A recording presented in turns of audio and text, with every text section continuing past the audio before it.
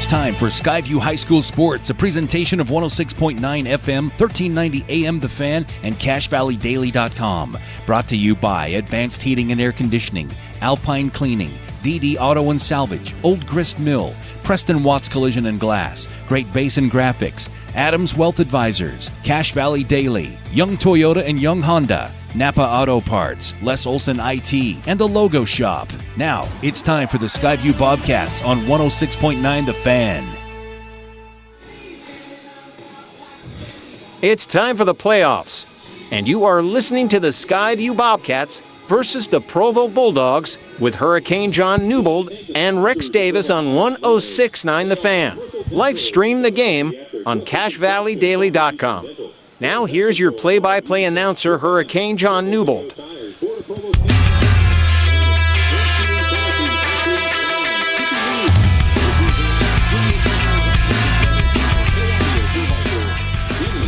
Good evening and welcome to Provo High School as the Skyview Bobcats are in the quarterfinals, and they are the 7th seed, and they are on the road facing the number 2 Provo Bulldogs that finished first place in Region 8. John Newbold, Rex Davis with you high atop the Provo Stadium as we are on the roof tonight for this broadcast. But the Skyview Bobcats come into this game, Rex, after a win over their rival, the crosstown rival, over the Mountain Crest Mustangs, 38-13, as they were down early, and they came back to get the victory, 38 unanswered points. But they've got a tall test on the road here as they face the Provo Bulldogs. Yeah, things definitely don't get any easier for the Bobcats here tonight, John. The number 2 team in all of 4A is who the Bobcats end up drawing in this quarterfinal matchup here. So, yeah, they're going to have to play really good tonight here to be able to beat the Provo Bulldogs here on their field. Yeah, the Skyview Bobcats, they will move into the semifinals with a win tonight. Either team, whoever wins, will play next Friday in Rice-Eccles Stadium. They'll face the winner of Crimson Cliffs and Green Canyon. That game gets underway at 6 p.m. down in southern Utah. But again, this game tonight, pretty similar teams in the fact that the Provo Bulldogs were down to Dixie early in the game and had to come from behind to get the victory, and Skyview did the same against Mountain Crest. But the Bobcats come into this game averaging nearly 32 points a game, giving up 29 points a game, and for Provo, they're averaging 40 points a game and allowing 26 a game, so pretty similar that way. They've got a quarterback that slings it a lot. Orchard has thrown for almost 2,500 yards, 26 TDs and 10 interceptions. Clark has thrown for almost 2,600 yards, 27 touchdowns, 8 interceptions. They both like to run the ball. Stokes has carried the ball for 205 times on the season. Mackey, the leading rusher for Provo, at 232. Yeah, and he's absolutely killing it on the ground. 1,600 yards to go with those 232 carries. And this is the part that stood out to me, John. He has 24 rushing touchdowns on the season. That's actually double the amount that Xander Stokes has on the season. Quarterback comparison, John, I like how you went through that. It's actually crazy how similar the numbers are between these two quarterbacks in Orchard and Clark. But then, for me, the big difference is the receiving core for Skyview. Liam Guthrie, the kids broke the 1,000-yard mark, receiving 17 touchdowns on the season. That is just an absolutely amazing season, and for the Skyview faithful, they're hoping number 24 can keep that going tonight. Him and Clark like to connect on that deep ball. We'll see if it's there tonight.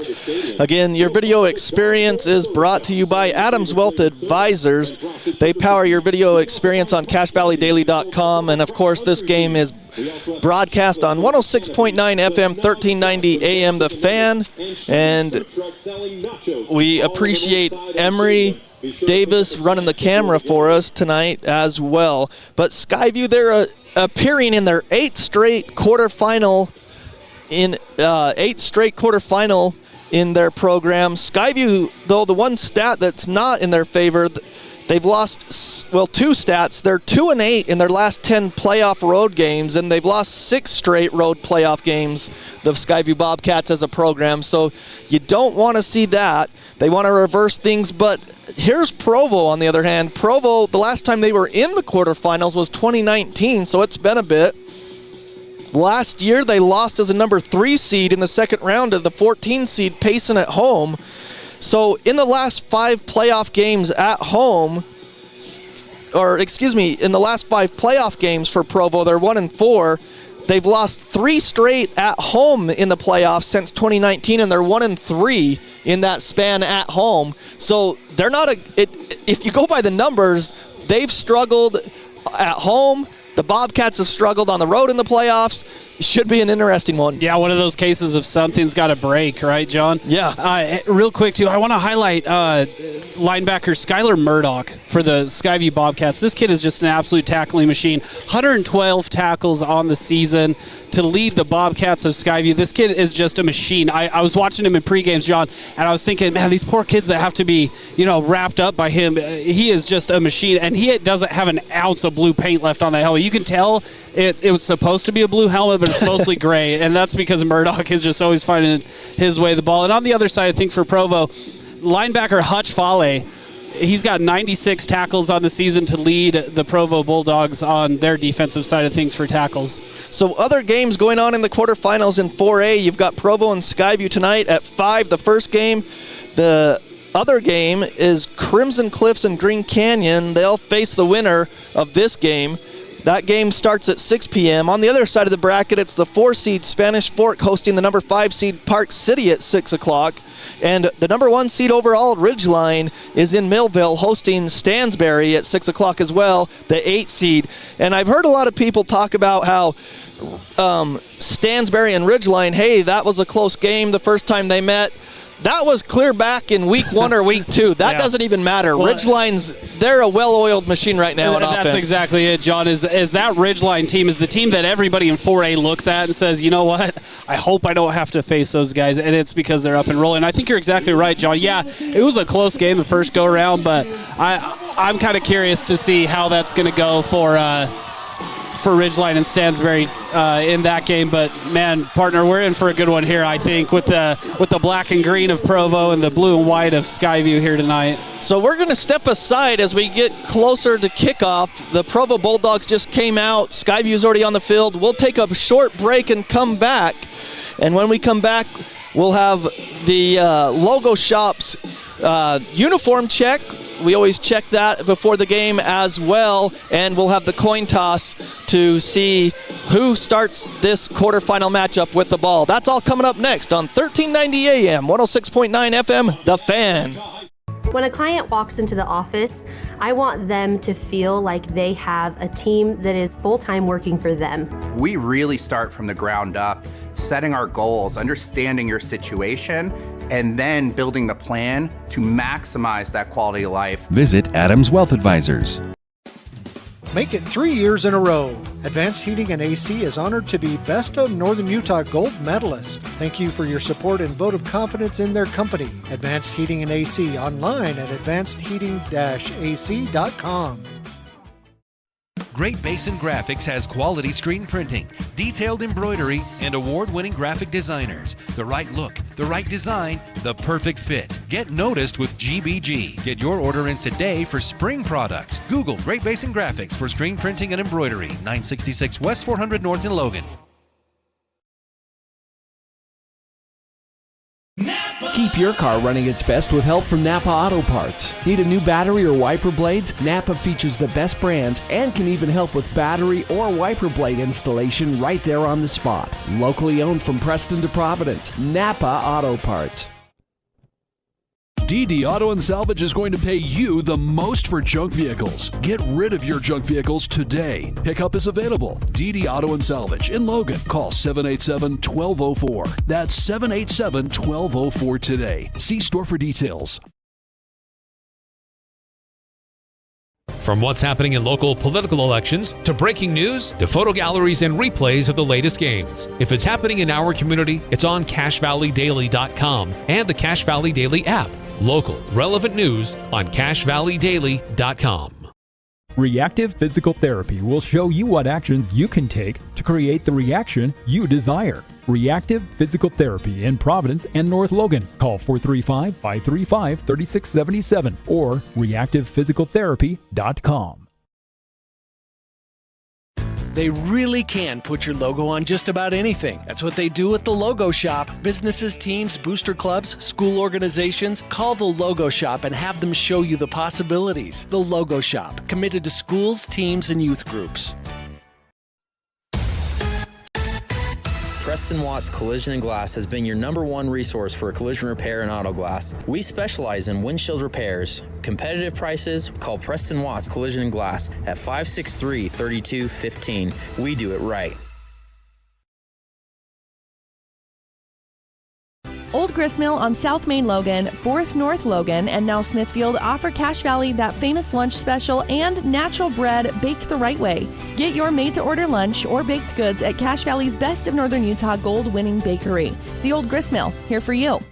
By observing the rules of fair play and take personal responsibility by refraining from inflammatory remarks or cheers. And I know she'll be the death of me, at least we'll both be numb. And she'll always get the best of me, the worst is yet to come. But at least... Welcome back to Provo High School. John Newbold, Rex Davis here with you. The quarterfinal matchup between the Bobcats and the Bulldogs as they are at midfield and getting ready for the coin toss. We'll do our uniform check. Brought to you by the Logo Shop. They can put a logo on about anything. And the Logo Shop uniform check, the Bobcats are in all white jerseys and white pants with blue helmets and the blue numerals. And the Provo Bulldogs in all black with white numerals and green helmets. Skyview won the coin toss. Let's see if they deferred, though. It looked like Skyview won the coin toss. He pointed at them first. So Skyview did win the coin toss, and they defer. So Provo will be getting the ball to start things here in Provo in this 4A quarterfinal. And just so you are aware, if you start to hear some chattering teeth, that's just mine. Rex usually doesn't have the chattering teeth like me when I get cold, but kickoff, we're looking at 42 degrees right now in Provo. It says that it feels like 42. I don't know. I just know that it's cold. You got a couple, you got a hoodie, a coat. Yeah, you're ready to roll, partner. And it wasn't enough. Emery's over there trying to tell me, like, Dad, my fingers aren't working. Like, I can't run this camera. So we'll see what she can pull off over here, too. But, I mean, hey, John, I'm going to agree with you. It's a little chilly up here. Yeah, and you can tell that it's a home game for Provo. When we showed up, they've got all kinds of heaters down there, propane heaters. They've got one of those portable stand-up ones. They've got, let's see, 4 there, 3 in the middle. Oh, yeah, 7. They've got 9 on the sideline. Skyview, they've got some Gatorade or water in those water buckets. Hopefully that doesn't freeze. And we're about underway. They'll be kicking off to the north, the Skyview Bobcats, and kicking off is number 44 for the Bobcats. Okay, so I think that's going to be Carlson. Yeah, it is. So Jace Carlson, that's different. The first time he's been kicking all season. Last week we had a different kicker than Brannick Jameson. But he's about to get it underway. Carlson to kick off, going right to left, and he just boots it up there. It will be returnable about the 15. Making it to the left side is Provo, and he is wrapped up across the 25 to about the 26 or 27. I think that was Ronnie White.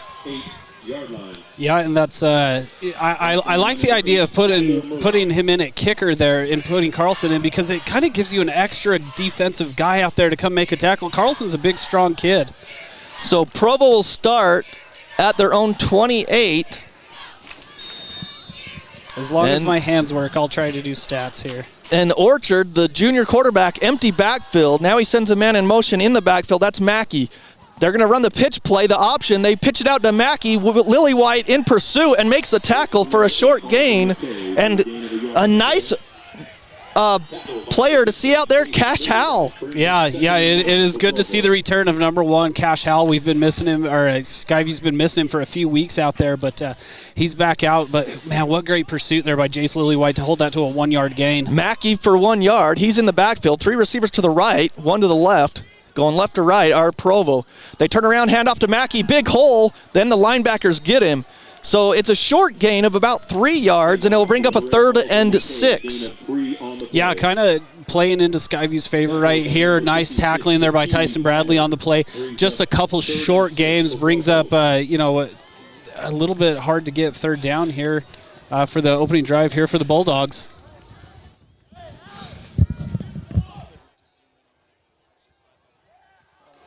All right, and here goes the Provo offense. I'll let you take back over, John, now that you're done. Okay, so 3rd down, they throw. It's complete on a wide receiver screen. He's got some blocks to the 45, near midfield to the 49. So DeMartini goes to the 49. Yeah, there's a couple DeMartinis on this roster. Griffin DeMartini as well as Crew DeMartini, both of them over 6 foot, both playing the wide receiver position here for Provo. So they're out to the 48-yard line. Opening drive, I didn't see how many yards that was, Rex. Sorry. We're good. So in the backfield's Mackey again.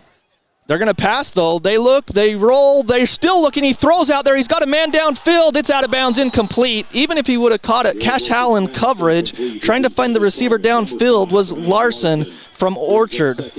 Yeah, and Cash Howell, really good defense there, step for step, running downfield with Larson down that sideline. So it will be 2nd and 10. Clock stopped. Opening drive. 5th play of the drive coming up at the 48-yard line. Their own 48, 10-12, opening drive. So it's Orchard, turn around, hand off to Mackey. No, he's going to throw out there. It's complete on the screen to the 50 in Skyview territory. He's got 11 or 12 yards. Cash Howell and Dickey on the tackle. Yeah, a little run pass option there. The quarterback has a chance, what do I want to do? Do I want to give this thing off, or do I want to throw it to my outlet receiver in Bryant Larson? And he chose to throw it out to Larson. I think that was a good read there. 11 yards for the 1st down in Skyview territory to the 41. Dickey, they blow it dead. Dickey's got to come out. It's an equipment issue. And into the game for the Bobcats is, can't read that number. Is that Oxborough? I think it's Karen. Oh, Karen, It's okay. only fair if you call Cooper Karen Oxborough. Well, that's what I do. 3 to the left.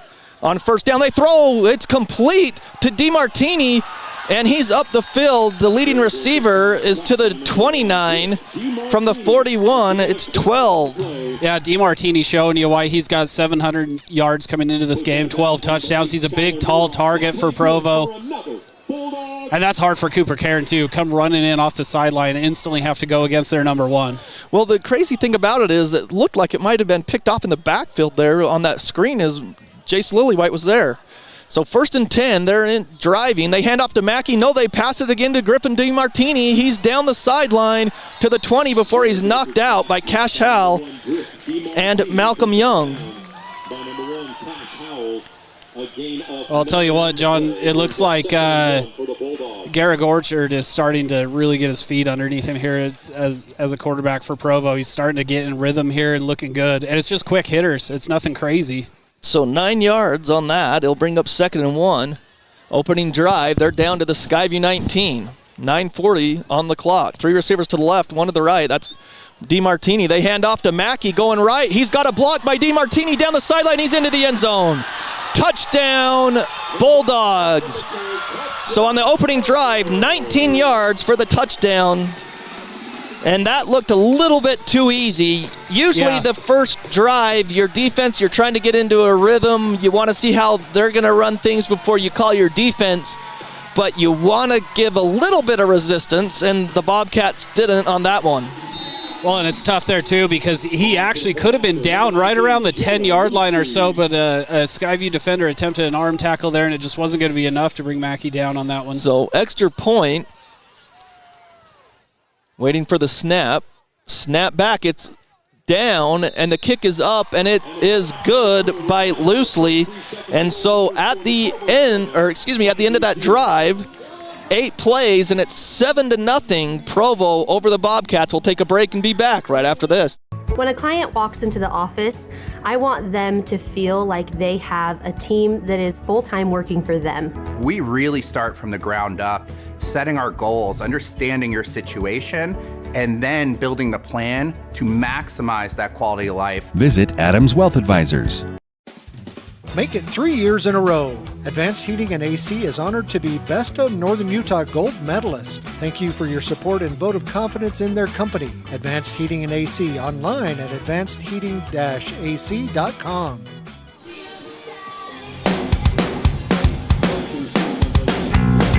Lincoln Ballard to receive the kickoff as Provo marched down and scored on their first drive, 7-0, as we await the kickoff after that drive. They get the kick away. It's going to be returnable. Ballard, some confusion. It's not Ballard from the 10. That's Karen. He's up to the 25, and he's up to the 29. A good return there. Yeah, breathe a little life into the Skyview offense, did Cooper Karen there.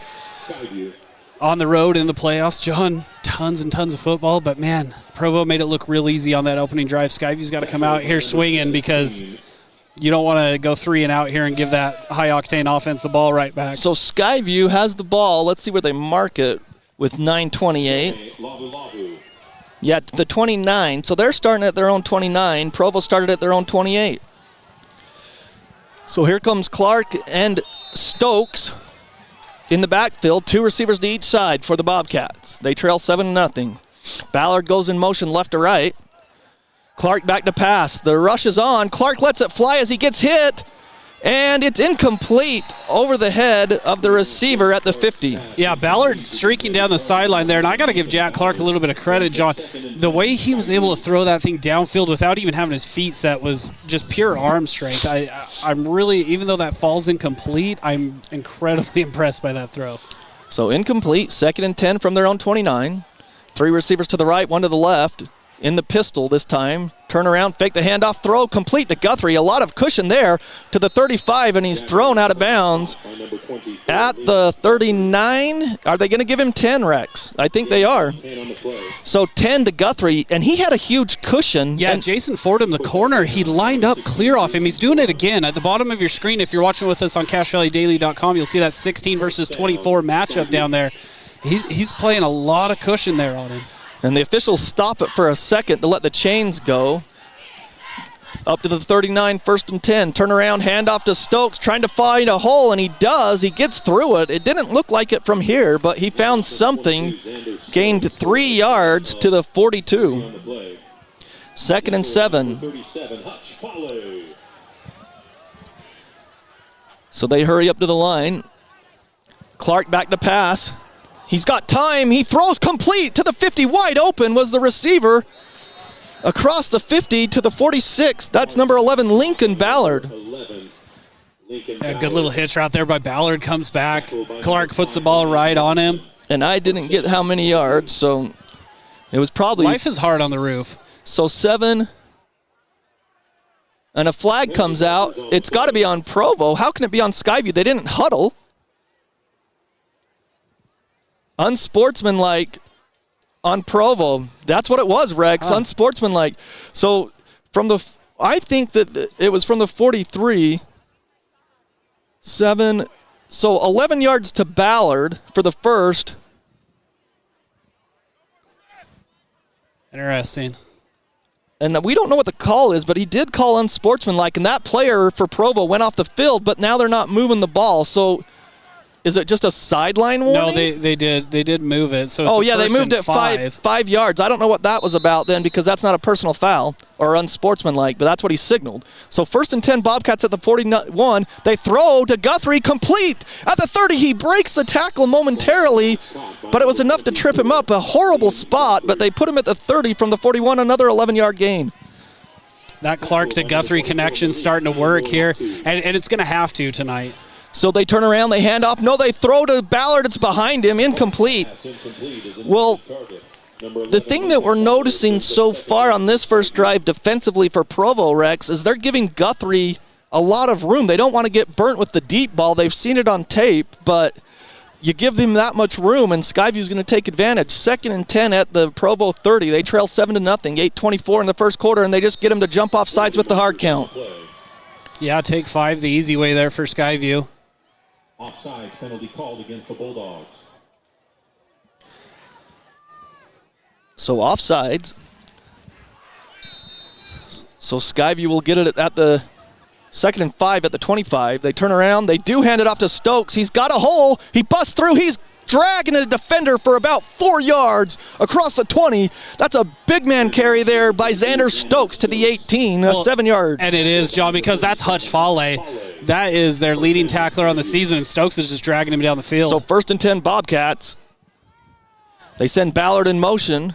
They take the snap. They turn around, hand off to Stokes. Right side, he follows his blocker, but this time they get him and up to the 15. So a 3-yard gain and bring up 2nd and 7. 13 yards on 3 carries for Xander Stokes so far. 9th play of the drive for the Bobcats that started at their own 29. They trail 7-0. 2nd down and 7. Stokes goes out of the backfield. Back to pass is Clark. Looking. He throws. He's got a man wide open. Yes, Ballard.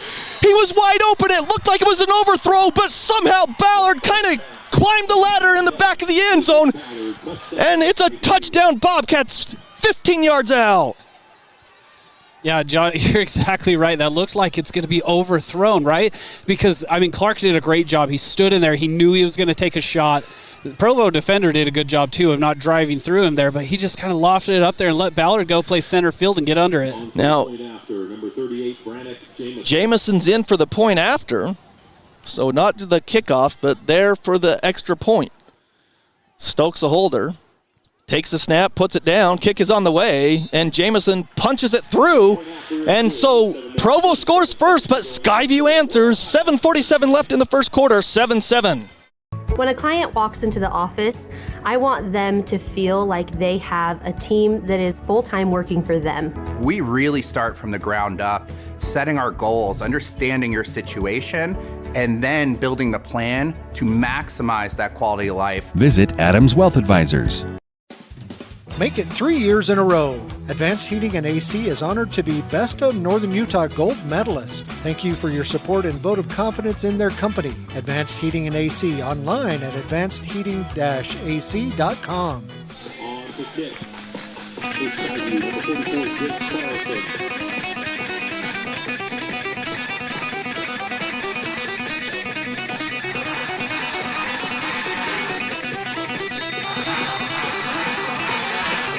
7-7 with 7:47 left. The kick is away. It's a low line driver that will be returned at about the 8.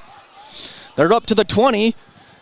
And no, he breaks a tackle at the 25 and then tackled at the 32. Skyview had the player tackled there or wrapped up. He just couldn't wrap him up enough, I guess. Yeah, Bryant Larson was really patient on that kick return, too. It wasn't just like a kid out of a slingshot, blazing speed type thing.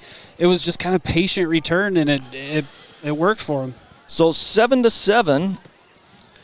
Provo now has the ball at their own 32 with 7:39 left to play in the first quarter. They take the snap. They run that pitch play to Mackey, and this time he gets out of a couple of tackles. Skyview should have had him for a loss as Orchard pitched it at the last second. Okay. They're going to give him maybe one. Got to move some things around here.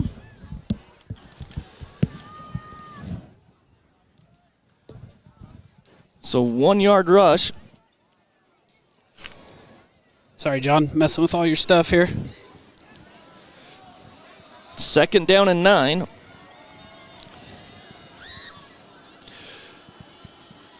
They get the rush. They pass it quickly. Got some blockers, and Malcolm Young takes down the receiver.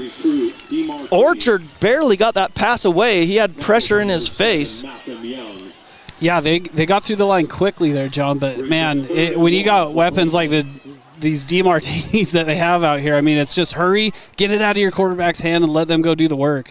So DeMartini only got 8. He must have stepped out of bounds. It's going to bring up 3rd down and 1 at the 41. They line up in an I formation. Under center is Orchard. takes the snap, gives it to Mackey, and he plows forward up to the 45-yard line. From the 41, he got 4. He only needed 1. He got the first down. By number 7, Malcolm Young. That play good for a Bulldog. So Mackey with 4 yards there. They're up to their own 45. 6:39 in the opening quarter, 7-7. Under center again is Orchard. It's that I formation. Turnaround, handoff to Mackey again, left side, and he's got about 6. Handoff number 8, Oliver McKay. Yeah, nothing too fancy here out of Provo. Last couple plays, just a little bit of smash mouth football. But that offensive line for Provo, really good size to him, John. They're quite a bit bigger than the Skyview front, with the exception of Satili Palmer. So I guess it's McKay, not Mackey. It's spelled. I didn't want to correct like you. Yeah. I'm glad.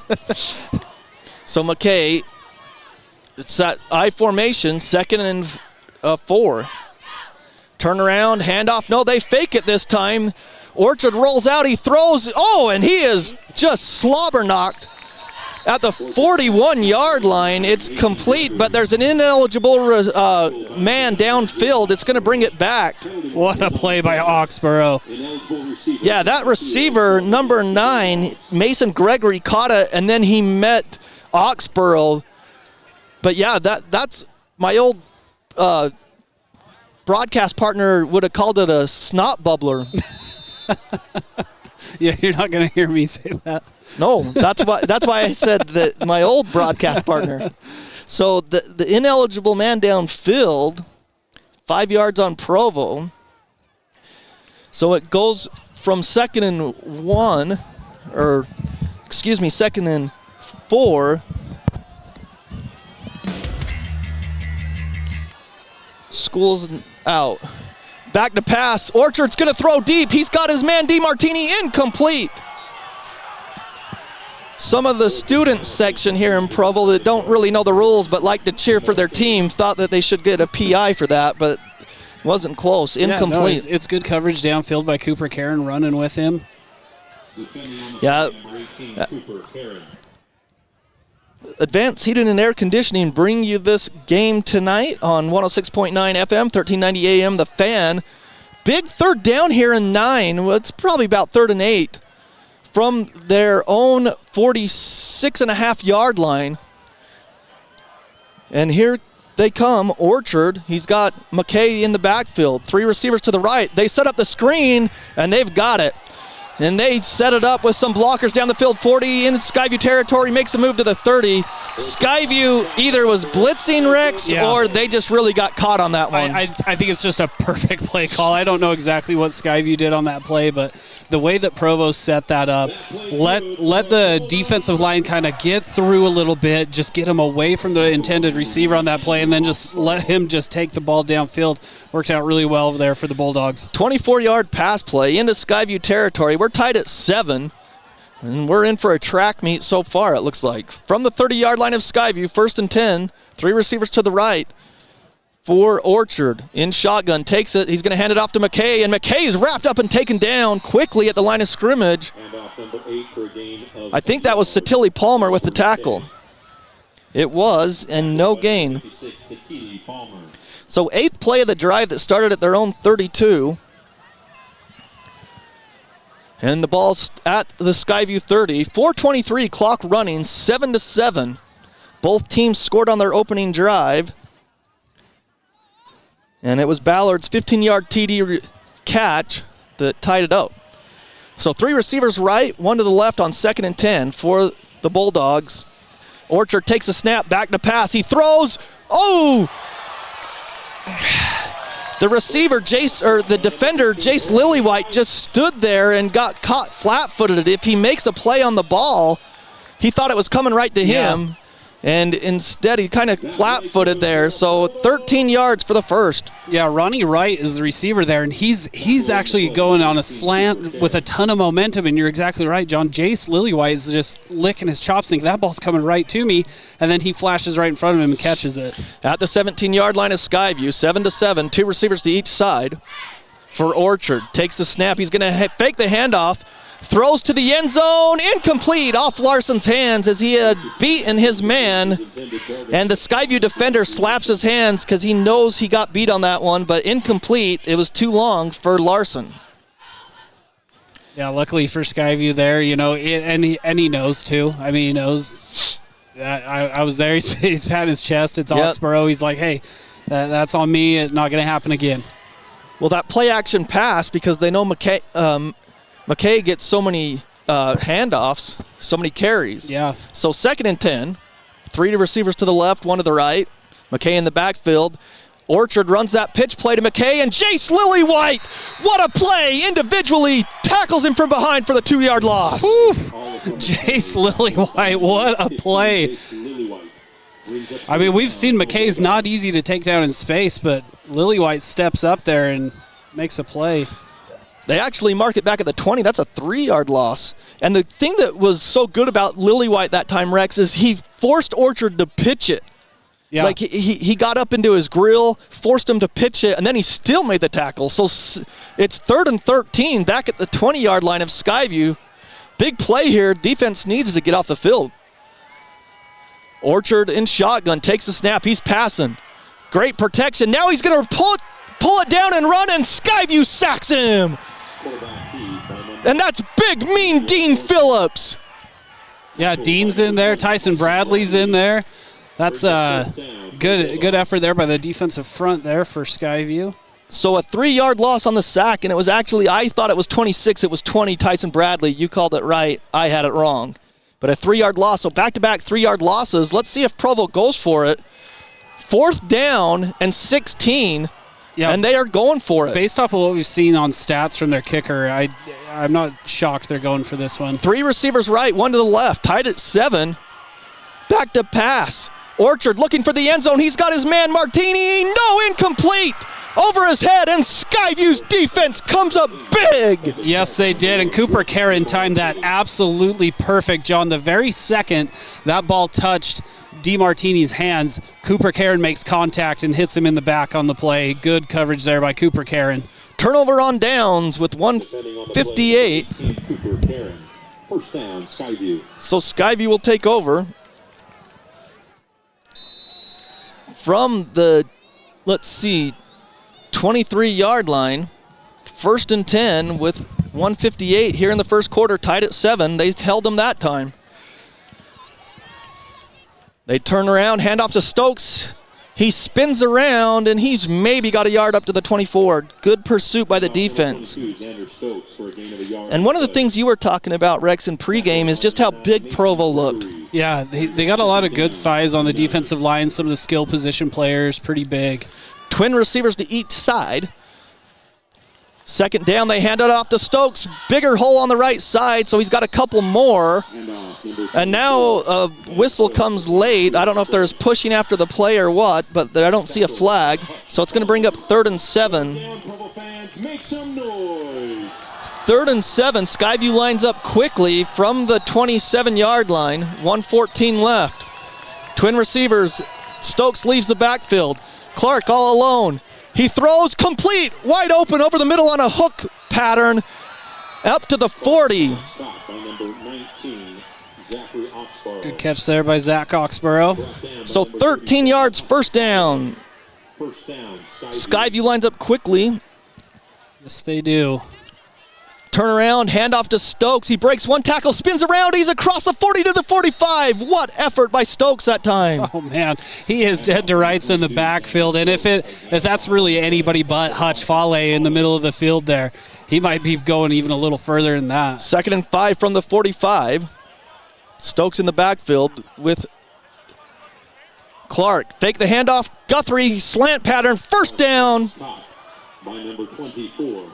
Guthrie's just winning these one-on-ones, John. He's able to just throw a little shake at the top of that route, run that slant, and it just gives him enough room to get open. 8-yard pass play. They're in Provo territory. Handoff on 1st down to Stokes. Stokes gets tackled up to the 45, so 2 yards there. Xander Stokes with 23 yards on 7 carries so far. Okay, let's slow it down here, Skyview. Seriously, we Just are kidding. scrambling with And our cold fingers. They did slow it down, and the reason is it's the end of the quarter at the 45 of Provo. It will be a 2nd down and 8 when we come back to start the second quarter. It's all tied up here in Provo. It's Skyview 7, Provo 7. We'll be back right after this. When a client walks into the office, I want them to feel like they have a team that is full-time working for them. We really start from the ground up, setting our goals, understanding your situation, and then building the plan to maximize that quality of life. Visit Adams Wealth Advisors. Make it 3 years in a row. Advanced Heating and AC is honored to be Best of Northern Utah Gold Medalist. Thank you for your support and vote of confidence in their company. Advanced Heating and AC online at advancedheating-ac.com.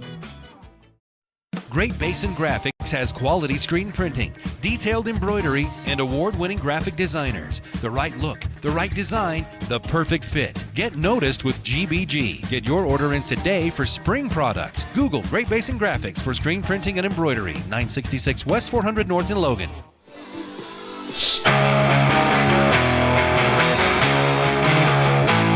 Start of the second quarter, it's 7-7. Skyview has a 2nd down and 8. They hand it off to Stokes. No, they're going to throw it. It's complete. And he's across the 40. That's Sparrow, I believe. Carlson. Carlson, excuse me, to the 39. So 6 yards there. We haven't called Carlson's name. No, all of a sudden, I saw this in pregame, John. They were running 44 at the tight end position as well as kickoff in warm-ups. So Jace Carlson, 3rd down and 2. Or 3 from the 39, 3rd and 2 from the 39. Xander Stokes takes the direct snap. He's not going to get it, maybe a yard, and if he did, it's going to bring up, they're going to say no gain actually, so 4th down and 2. We'll see what Coach Alder does here. 4th and 2 at the 39, they need to get to the 37, tied at 7. And now Clark comes in on 4th and 2, Rex. I look for the hard count. They already got him to jump once. 4th and 2, Clark. 2 receivers to the left, 1 to the right. Start of the second quarter.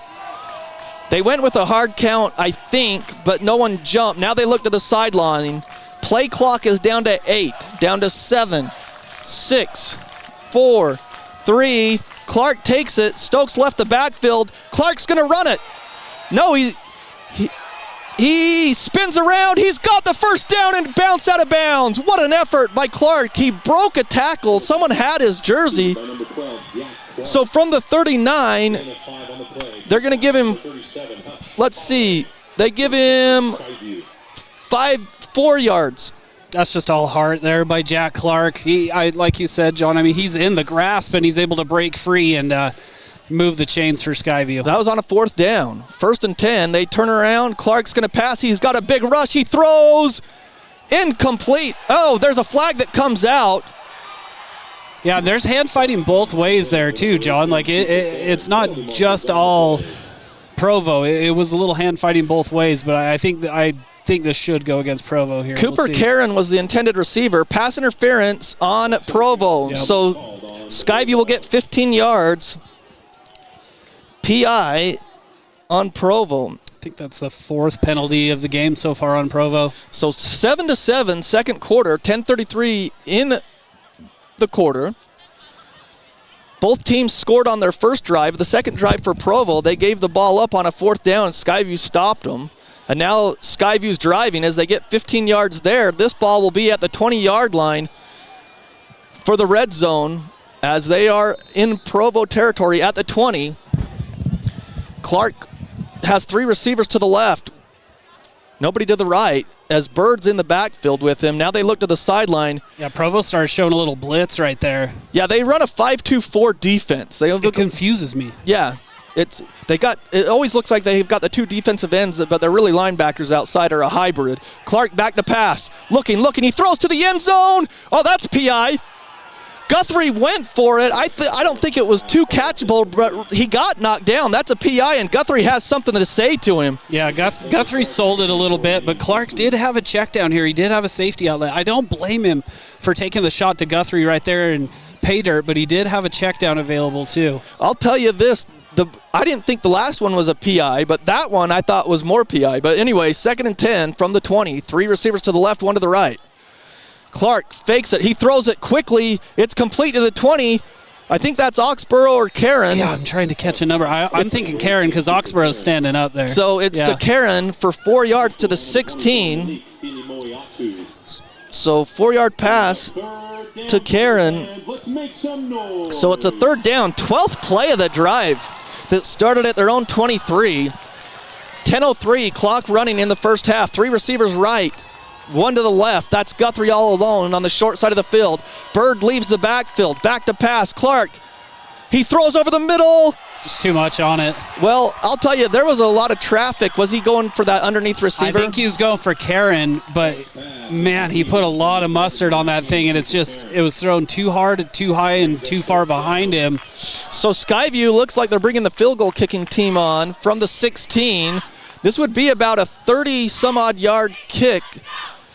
Let's see where they spot it. Is that Jameson out there? Yeah, I believe it's Brannick. Okay, so this is from the left hash. It's a 32-yard field goal attempt is where Stokes is spotting it. So waiting for the snap. Stokes gets it down. The kick is on the way by Jameson. Oh, wow. It's good. 20 yards, I mean. Oh, yeah. For 32-yard field goal is good by Jameson, and Skyview has their first lead. They didn't retake it. They tied it up. They lead 10-7 with that 32-yard field goal. 9:43. We'll take a break and be back right after this. When a client walks into the office, I want them to feel like they have a team that is full-time working for them. We really start from the ground up, setting our goals, understanding your situation, and then building the plan to maximize that quality of life. Visit Adams Wealth Advisors. Make it 3 years in a row. Advanced Heating and AC is honored to be Best of Northern Utah Gold Medalist. Thank you for your support and vote of confidence in their company. Advanced Heating and AC online at advancedheating-ac.com. Just a young gun with a quick fuse.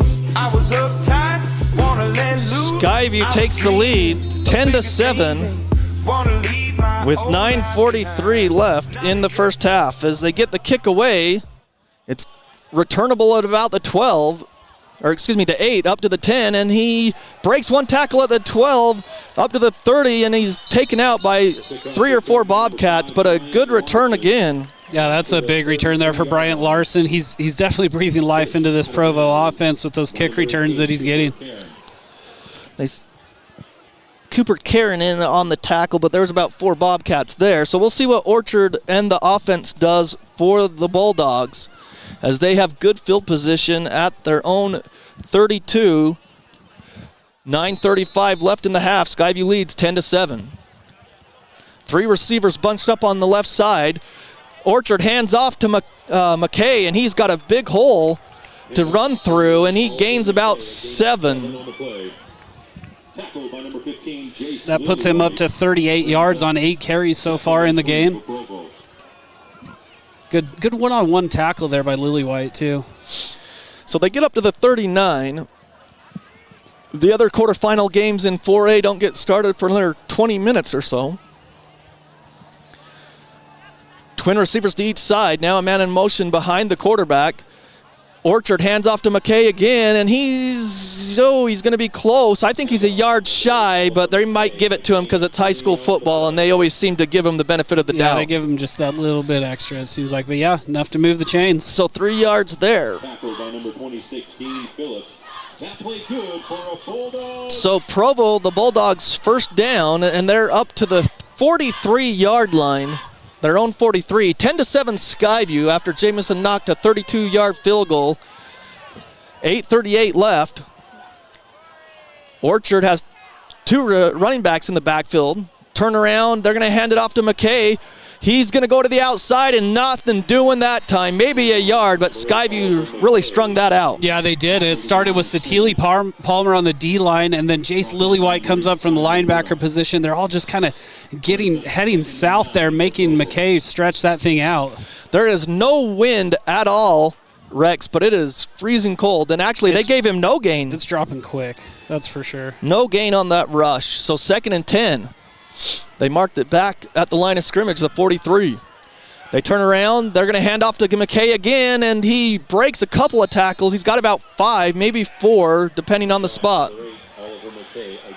So they give him 4. It'll bring up 3rd and 6.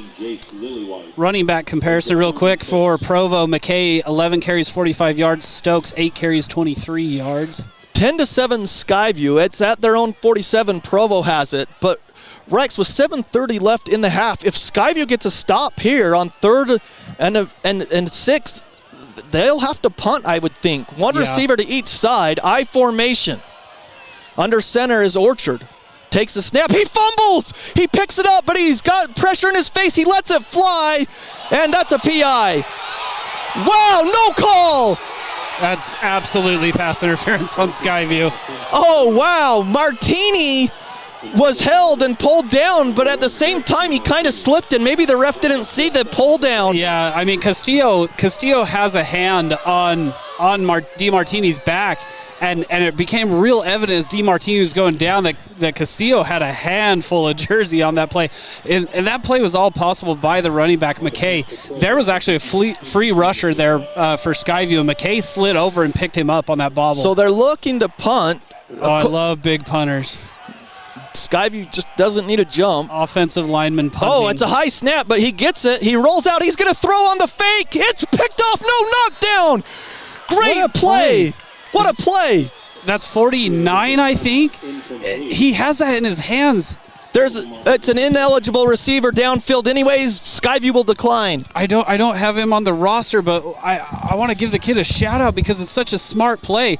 Number 49 goes up there, and it's such an unselfish play. John just ran away from me, but it's such an unselfish play because he goes up there, he has the ball in 2 hands, and instead of taking an interception, he has it in his hands and throws it at the ground, knowing that it actually benefits Skyview for him to not intercept that pass. Just a great play by 49. I think the reason why is because John just took off over to the coaches to find out who it is that made that play. And here he comes back with our update. And we don't know. We don't have anything. Well, Skyview takes over on 4th down from the 47, and they're in business. Clark back to pass. He's looking. Now he's going to run, Rex. He's on the move. And he slides down as DeMartini was in pursuit. The smart play by Clark because you don't want to risk fumbling the ball. So from the 47 of Provo, he gets to the 42, a 5-yard play by Clark. I think it's really smart by Clark. He must have been able to hear DeMartini in pursuit there. Well, when it's this cold, you can probably feel the breath. Clark throws, that's PI. But they don't call that one as he twisted the receiver Ballard at the 30. That's a makeup call, we'll call it.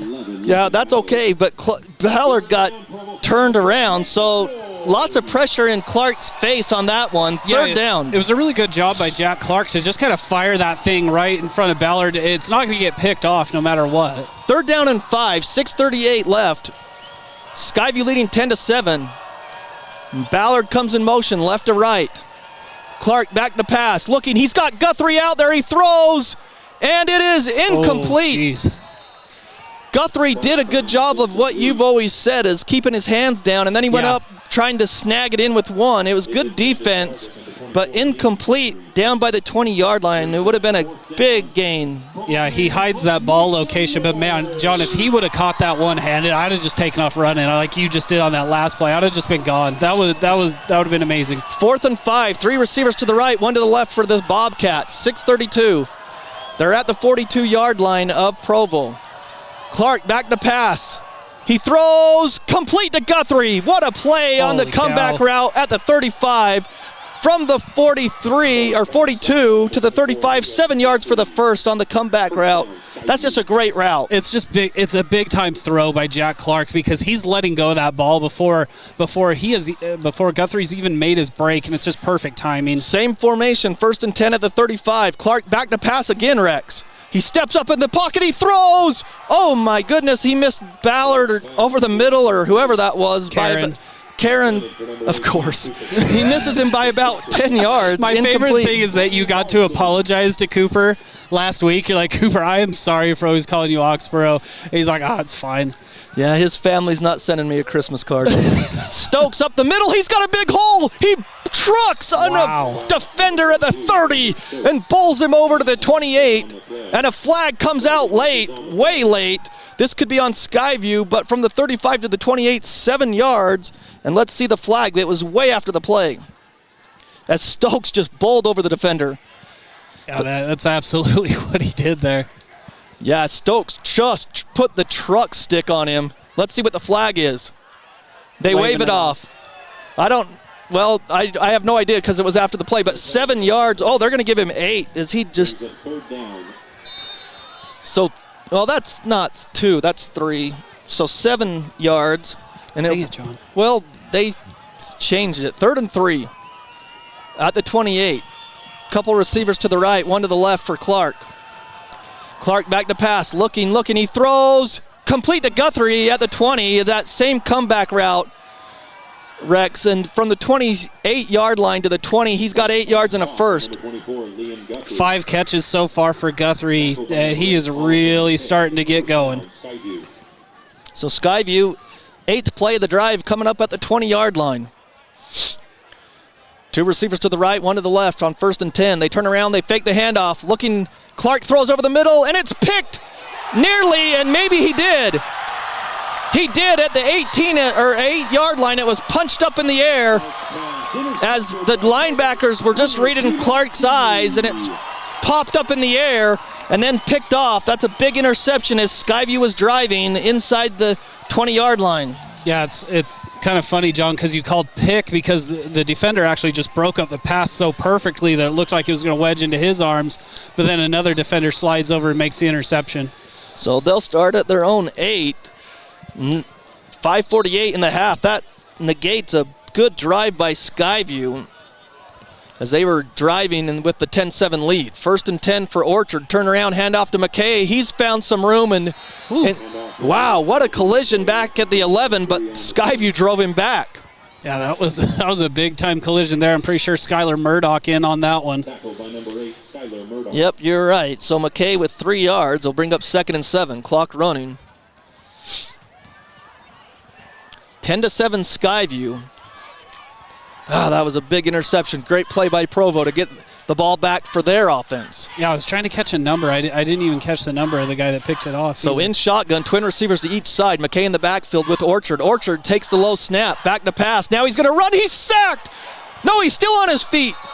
He did he fumble? Yeah. Skyview's got it. Satili Palmer got it. Satili Palmer has it. So Orchard, they're not saying it's a fumble, Rex. Oh, it was stripped out. He was up clean. Nope, the official says he's down. He never even went down. He's standing up. He's standing up. Well, the official's saying that it's Provo ball because I am bamboozled right now. So it's a big loss on the sack. They'll bring up 3rd down. Oh, man. I mean, Orchard's still standing. He's not. He didn't have the ball. I don't know what the ref saw. Palmer had it. He's in his own end zone. 3rd and 14. Back at their 5. Orchard fakes throws. It's knocked down. Skyview jumps on it, but it's knocked down. Who was that big man? I know Satili got it, but I think it's Tyson Bradley with the knockdown. So incomplete, and they'll be punting from their own end zone. So after Skyview thought they had the ball, Rex, because they did after the fumble, they come out on 3rd down and just Tyson Bradley knocks it down. Skyview's lining up to receive this punt at their Lincoln Ballard's at his own, or the Provo 42. Oh, and he's got to be so excited right now, being able to catch this on that side of the Bulldog here at midfield. Now the punter's in his own end zone, about 9 yards deep. Snap is back. He drops it, and it's nearly blocked, but he gets it off. Oh, my goodness. Malcolm Young, I think, was back there, and it's going to bounce all the way down to the 44. The 58, give him credit, Oh, Rex. yeah, absolutely. We don't have a 58, do we? Oh, Tulio Vauka. Yeah. That one's going to trip me up there. But Tuli Vuka. Yeah, he got that off. I think it went in between Malcolm Young's arms. If it was Young back there, I thought it was. But so they're at the Provo 44, Skyview is, with 4:42, and they lead 10-7. They've got to cash in with this great field position. So 1st and 10, Skyview. They turn around, they hand it off to Stokes. He's got a hold of the 40, up to the 35-yard line. He got 9. Gain of 9 on the play. Tackled by number 8. This is kind of what Xander Stokes does. He doesn't have a lot of big gains to start, but then he starts wearing you down, and then he starts kind of getting bigger gains and bigger gains. 2nd and 1. They turn around, they hand it off to Stokes again. 1st down and more as he's pushed back, but he got 1, 2, 3 yards from the 35 to the 32. Hutch Fale is an absolute tackling machine, John. I swear he's been in on every single tackle. So to the 32 of Provo, clock running at 4:05. 1st and 10, Clark back to pass. Double move, they throw to Guthrie out there. Touchdown, did he hang on? No, incomplete. The defender was right with him, but Guthrie couldn't pull it in as it was kind of over the other shoulder. I like the play call, though, John. Take the shot. So you ripped off 2 really good runs from Stokes, and then just throw that deep ball out there to Guthrie. I like the idea to take the shot there. 10-7 Skyview. 3:58 left. They're going left to right on your radio dial towards the south. 3 receivers to the right. Stokes in the backfield. Clark takes it, handoff to Stokes. He's found a hole. Oh, he gets shoelace tackled from behind, or he was gone. Yeah, and that's the punter / defensive lineman, Tui Lavuka, with the tackle. 6 yards there for Stokes. 3rd and 4, and Skyview lines up quick. Now they look to the sideline as they've got 2 receivers to the right. 1 to the left is Guthrie. Ball's between the hashes, so play clock down to 13. Skyview leads 10-7, and they get the ball to start the second half. Takes the snap. They're going to fake the handoff. They throw. They got a man complete to the 20. 15 breaks the tackle. 5 touchdown Skyview. 27 yards. I think that was Carlson. Yep, Carlson. He broke the tackle and took it to the house. 27-yard TD. And Skyview cashes in with that great field position. Yeah, and there's nothing really fancy on that play, John. It's that play action that kind of frees it up, just gives you that half step, and then Clark puts it right in the hands of Carlson, and Carlson does the rest from there, takes it in to give the visiting Bobcats a 16-7 lead here. Pending the extra point with 3:10 here in the first half. Stokes is the holder. Snap is back, hold is down, kick by Jamison is true, and it's Skyview leading 17-7 with 3:10 here in the half. We'll be back right after this. When a client walks into the office, I want them to feel like they have a team that is full-time working for them. We really start from the ground up, setting our goals, understanding your situation, and then building the plan to maximize that quality of life. Visit Adams Wealth Advisors. Make it 3 years in a row. Advanced Heating and AC is honored to be Best of Northern Utah Gold Medalist. Thank you for your support and vote of confidence in their company. Advanced Heating and AC online at advancedheating-ac.com.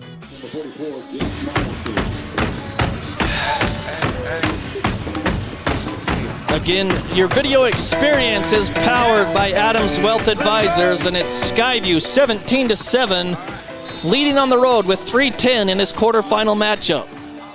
They get the kick away. It's going to be returnable at about the 8-yard line up to the 20. Makes a move to the 25, and he's snowed under. I always get confused on the kickoff because there's so many lines down there. And for some reason tonight, looking at those lines, maybe my eyes are frozen shut. I don't know. Well, the chain link fence in front of us isn't incredibly helpful either. But so up to the 24. You know what? I think if Carlson was going to put one into the end zone, it was going to be that one. After breaking that huge touchdown, he's probably so hopped up on adrenaline right now after that touchdown. So 3 receivers right from their own 24. Skyview leading 17-7. Here's Provo in Orchard. Back to pass. They throw it out to McKay. He drops it. Incomplete as he took his eye off the ball maybe and looked upfield. Yeah, I think that's exactly it, John. You know, you're always taught catch first, run second, but hard to do when you got linebackers coming after you like that. Again, the winner plays next Friday in the semifinals at Rice Eccles Stadium. They play the winner of Crimson Cliffs and Green Canyon. 3 receivers to the right, 1 to the left. 2nd and 10. from their own 24. Orchard in shotgun, takes the snap, fakes the handoff, back to pass, he throws, and it is incomplete. I don't think anybody downfield even knew where that ball was. Defenders, wide receivers, it's just kind of like he threw it up there and nobody saw him throw it. Here's the interesting thing, Rex. They haven't taken too much time, only 10 seconds off the clock. It's 3rd and 10. If they don't get this first down, Skyview's got 3 timeouts to work with and a 10-point lead. 17-7 right now, 2:54 left in the half. Same formation, it's 3rd and 10. Back to pass is Orchard. The blitz is on. They're setting up the screen. It's complete. And they got past the one tackler that could have stopped it. So they catch Skyview on a 13-yard pass play. Darn it. Yeah, and it's just such a good play call there. Keegan Mountcastle is on this far edge, and he is blitzing no matter what. And when he takes off, as soon as he took off, the running back slipped in behind him and able to go move the chains. Didn't see who it was, but 13 yards takes him up to the 38. 1st and 10, clock running at 2:30. 3 receivers right, 1 to the left for on first down for Provo. He fumbles the snap. Skyview's got it, I think, this time. Yep, I think you're right. He dropped the snap, and Skyview's got it. That's big. Satili Palmer gets a little redemption. He got that fumble recovery earlier that didn't count, and now this one's going to. Palmer recovers it with 2:24. And Skyview is in business with a 10-point lead. And they're in great field position at the 34-yard line. And I'll tell you what, I'm guessing that it's cold, like down there on the field. Yeah, and that could be what we're seeing with some of these issues that Orchard's having. But gotta keep those hands warm. 2:24, mine aren't.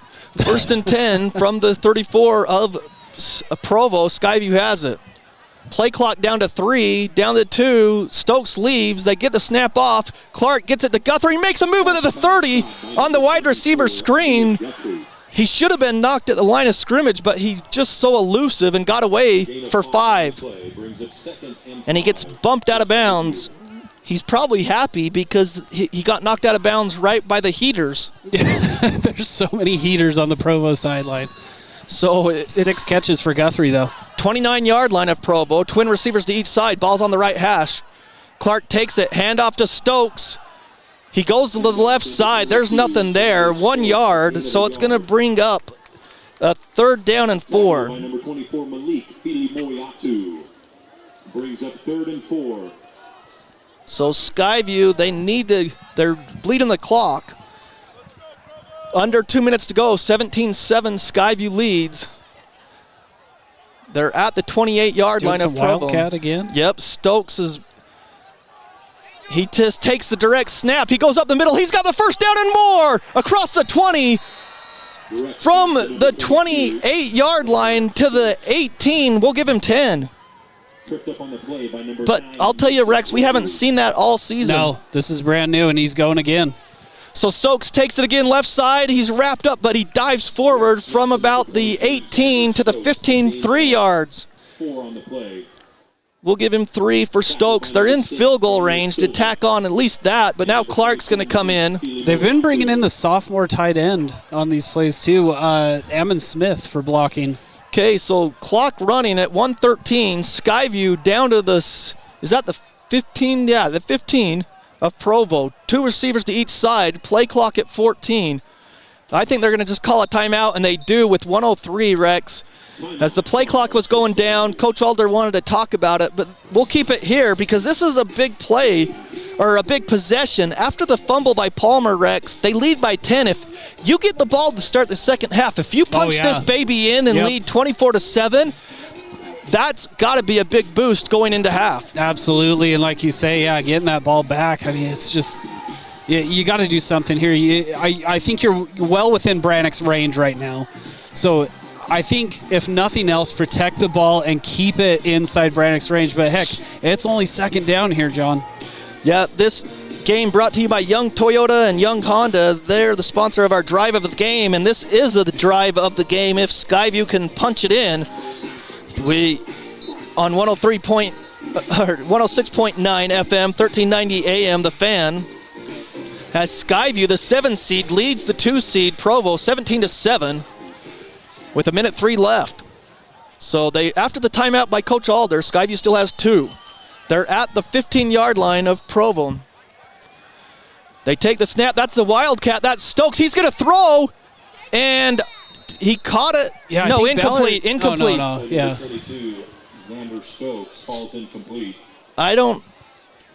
This is just my opinion. I've never coached high school football or peewee football, but I don't like that play. Because now you're at 3rd and 5. Well, here's the thing. I don't like 6. rolling a right-handed running back left to have him throw right-handed. You know what I mean? But, hey, maybe you catch him off guard. 2 receivers to each side on 3rd and 6. Big down here to keep the drive alive. Clark back to pass. He throws. No, just outside of Guthrie at the goal line. So it'll bring up 4th and 6. So they could have cashed in with the great field position with the fumble recovery, but Provo, that's maybe a win as the field goal team comes back out, and you can still block it, and they've had a few on the season themselves. So Jamison right down the middle in between the hashes. This will be about from 32. That's where he hit earlier, I think. Yeah, it was. So 52 seconds, 4th and 5.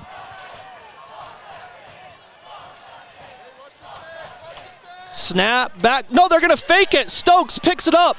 He throws to the end zone, and that's P.I., and he catches it. Oh, my goodness. Touchdown, Skyview, and a flag comes out.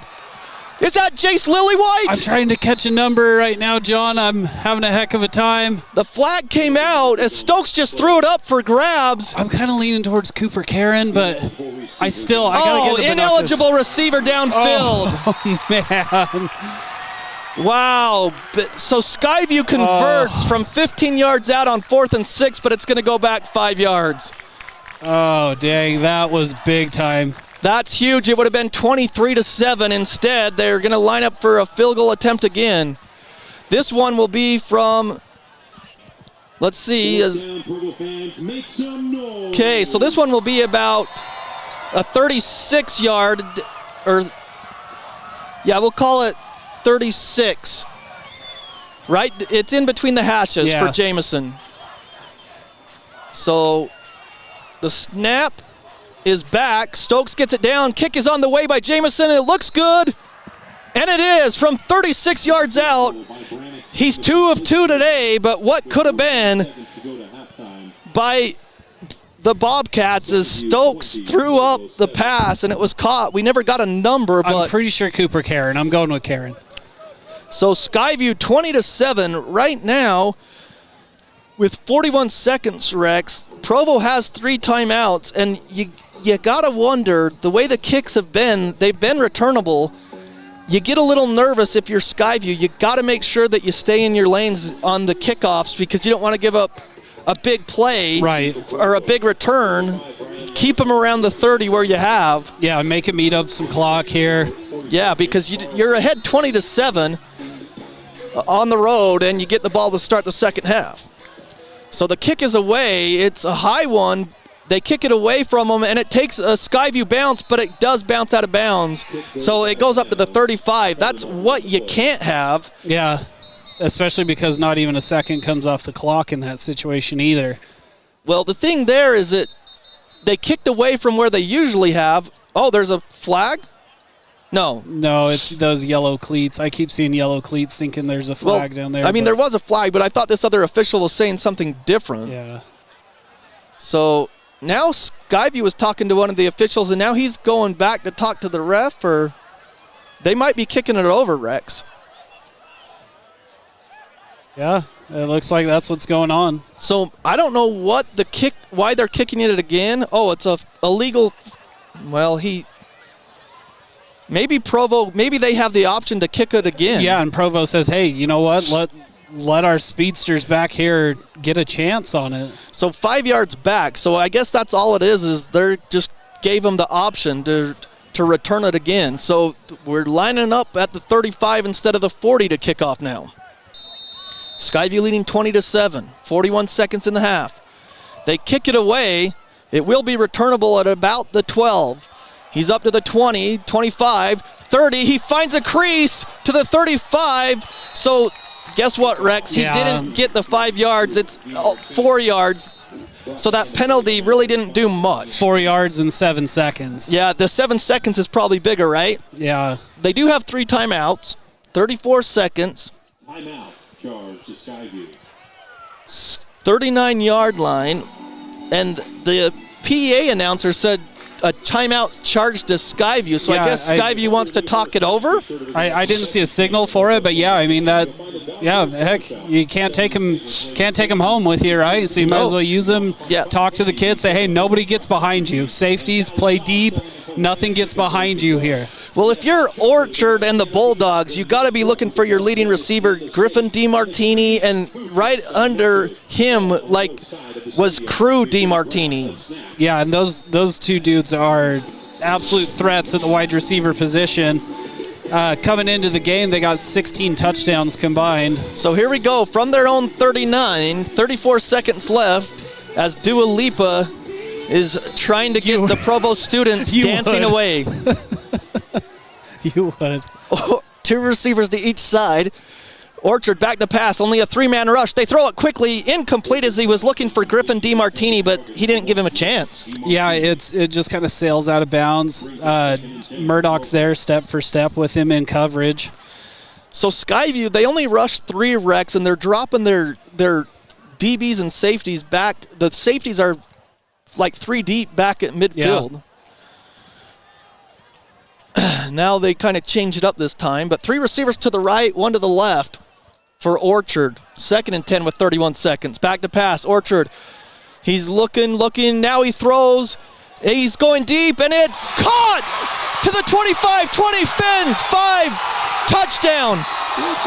The one thing you cannot do, right, John, is have it go over your head. Well, that's the one thing you can't do. Well, the thing you can't do is you can't gamble. You can't take those, just either do a PI or something, but Skyview went for the interception, and it was caught, and Skyview they pay for it.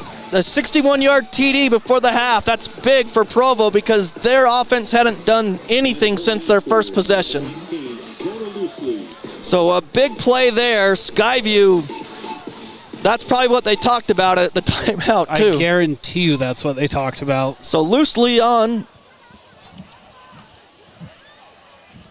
for the extra point. Snap back, kick on the way, and it's good. So it's 20-14 Skyview with 19 seconds. That's big. Oh, it's huge for Provo. That is absolutely massive for Provo because your back is against the wall. It seems like nothing's going right. And then, man, they just throw up just kind of a prayer, and it got answered there, and that puts them right back in this game and kind of evens things up. Yeah, 61-yard TD to Larson. It's score-wise, it doesn't even things up, but like momentum-wise, John, it puts you right back on track for Provo. Well, it does because Skyview, they've been down there twice. They had 2 field goals. Yep. If you punch both of them in, you've got a bigger lead. Now instead, you're 20-14 with 19 seconds. Maybe with 1 timeout, you get back in field goal range if you get something big, but that touchdown's kind of a backbreaker even though you get the ball to start the second half. So we'll await the kickoff here as the Provo Bulldogs kick it away.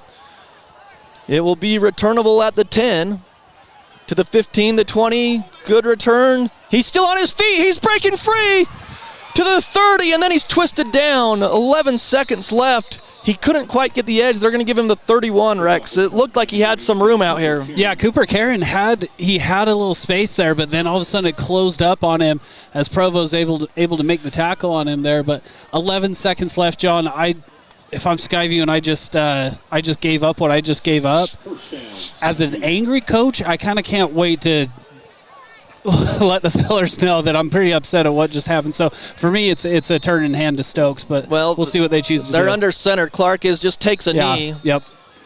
And that's going to – the clock hasn't started, but, yeah, I mean, the play was snapped. Skyview just conceded, but, yeah, the damage was already done, that big play by Provo. Skyview will take the lead, and they will get the ball to start the second half. They lead 20-14, but I'll tell you what, Rex – it feels a lot different than what it could have been a little bit earlier, about 20 seconds ago. Yep, absolutely. So at the half, it's Skyview 20 and the Bulldogs 14 We'll take a break for halftime. Right after this, we'll be back. When a client walks into the office, I want them to feel like they have a team that is full-time working for them. We really start from the ground up, setting our goals, understanding your situation, and then building the plan to maximize that quality of life. Visit Adams Wealth Advisors. Make it 3 years in a row. Advanced Heating and AC is honored to be Best of Northern Utah Gold Medalist. Thank you for your support and vote of confidence in their company. Advanced Heating and AC online at advancedheating-ac.com. Great Basin Graphics has quality screen printing, detailed embroidery, and award-winning graphic designers. The right look, the right design, the perfect fit. Get noticed with GBG. Get your order in today for spring products. Google Great Basin Graphics for screen printing and embroidery. 966 West 400 North in Logan. Keep your car running its best with help from Napa Auto Parts. Need a new battery or wiper blades? Napa features the best brands and can even help with battery or wiper blade installation right there on the spot. Locally owned from Preston to Providence. Napa Auto Parts. DD Auto and Salvage is going to pay you the most for junk vehicles. Get rid of your junk vehicles today. Pickup is available. DD Auto and Salvage in Logan. Call 787-1204. That's 787-1204 today. See store for details. From what's happening in local political elections, to breaking news, to photo galleries and replays of the latest games. If it's happening in our community, it's on CashValleyDaily.com and the Cache Valley Daily app. Local, relevant news on CashValleyDaily.com. Reactive Physical Therapy will show you what actions you can take to create the reaction you desire. Reactive Physical Therapy in Providence and North Logan. Call 435-535-3677 or reactivephysicaltherapy.com. They really can put your logo on just about anything. That's what they do at the Logo Shop. Businesses, teams, booster clubs, school organizations, call the Logo Shop and have them show you the possibilities. The Logo Shop, committed to schools, teams, and youth groups. Preston Watts Collision and Glass has been your #1 resource for collision repair and auto glass. We specialize in windshield repairs. Competitive prices, call Preston Watts Collision and Glass at 563-3215. We do it right. Old Gristmill on South Main Logan, 4th North Logan, and now Smithfield offer Cache Valley that famous lunch special and natural bread baked the right way. Get your made-to-order lunch or baked goods at Cache Valley's Best of Northern Utah gold-winning bakery. The Old Gristmill, here for you. Searching for copiers and printers? Les Olson IT has what you need. Find reliable HP printers, award-winning Sharp copiers, and high-end Ricoh graphic systems. Les Olson IT. When a client walks into the office, I want them to feel like they have a team that is full-time working for them. We really start from the ground up, setting our goals, understanding your situation, and then building the plan to maximize that quality of life. Visit Adams Wealth Advisors.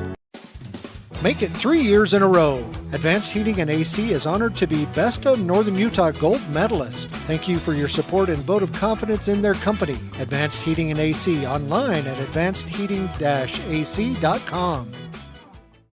Great Basin Graphics has quality screen printing, detailed embroidery, and award-winning graphic designers. The right look, the right design, the perfect fit. Get noticed with GBG. Get your order in today for spring products. Google Great Basin Graphics for screen printing and embroidery. 966 West 400 North in Logan.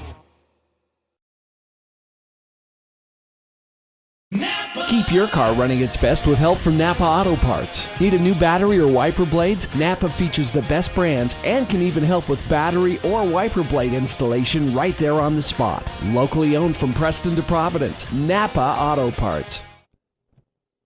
DD Auto and Salvage is going to pay you the most for junk vehicles. Get rid of your junk vehicles today. Pickup is available. DD Auto and Salvage in Logan. Call 787-1204. That's 787-1204 today. See store for details.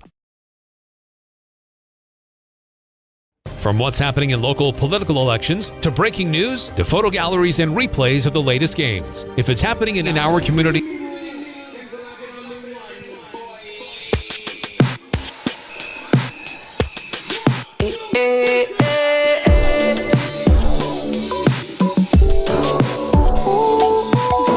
It's halftime here in Provo. 20-14 Skyview.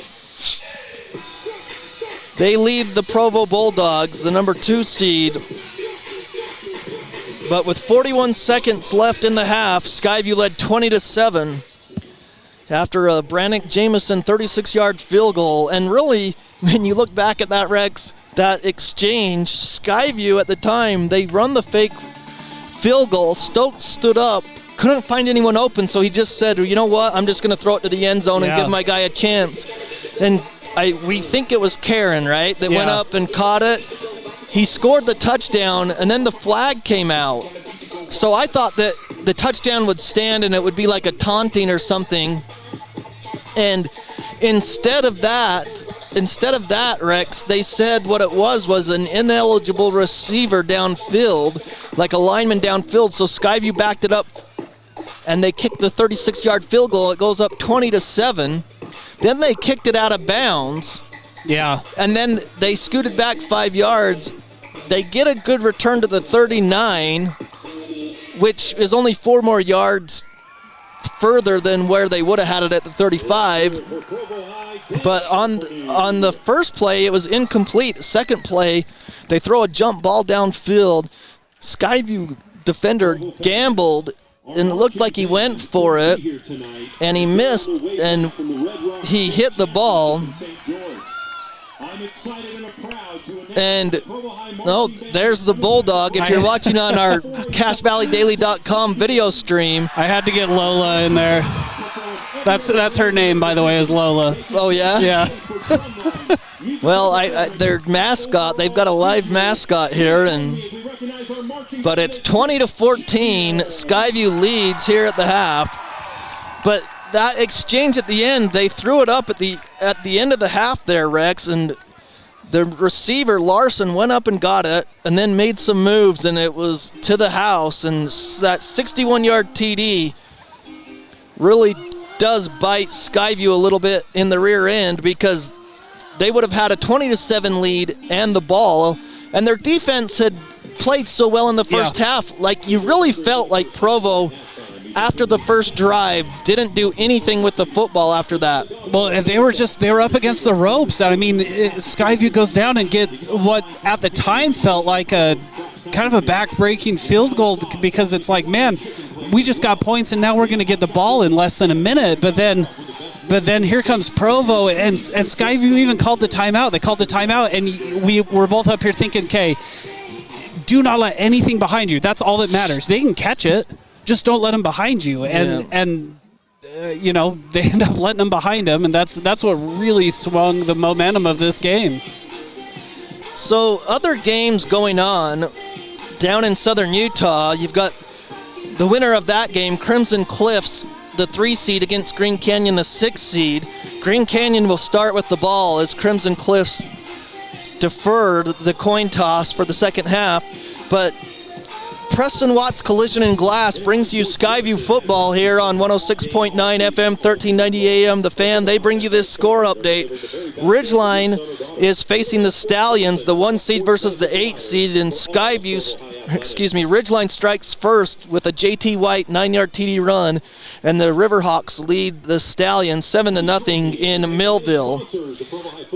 But we'll try to keep you up to date. One other game going on, the 4-5 seed matchup that will face Ridgeline or Stansbury, is number 4 Spanish Fork hosting number 5 Park City. So that should be a good matchup as well. So we're going to keep it here. We'll take a short break and come back with the halftime stats that Rex has assembled. And that's all coming up next on The Fan. When a client walks into the office, I want them to feel like they have a team that is full-time working for them. We really start from the ground up, setting our goals, understanding your situation, and then building the plan to maximize that quality of life. Visit Adams Wealth Advisors. Make it 3 years in a row. Advanced Heating and AC is honored to be Best of Northern Utah Gold Medalist. Thank you for your support and vote of confidence in their company. Advanced Heating and AC, online at advancedheating-ac.com. Great Basin Graphics has quality screen printing, detailed embroidery, and award-winning graphic designers. The right look, the right design, the perfect fit. Get noticed with GBG. Get your order in today for spring products. Google Great Basin Graphics for screen printing and embroidery. 966 West 400 North in Logan.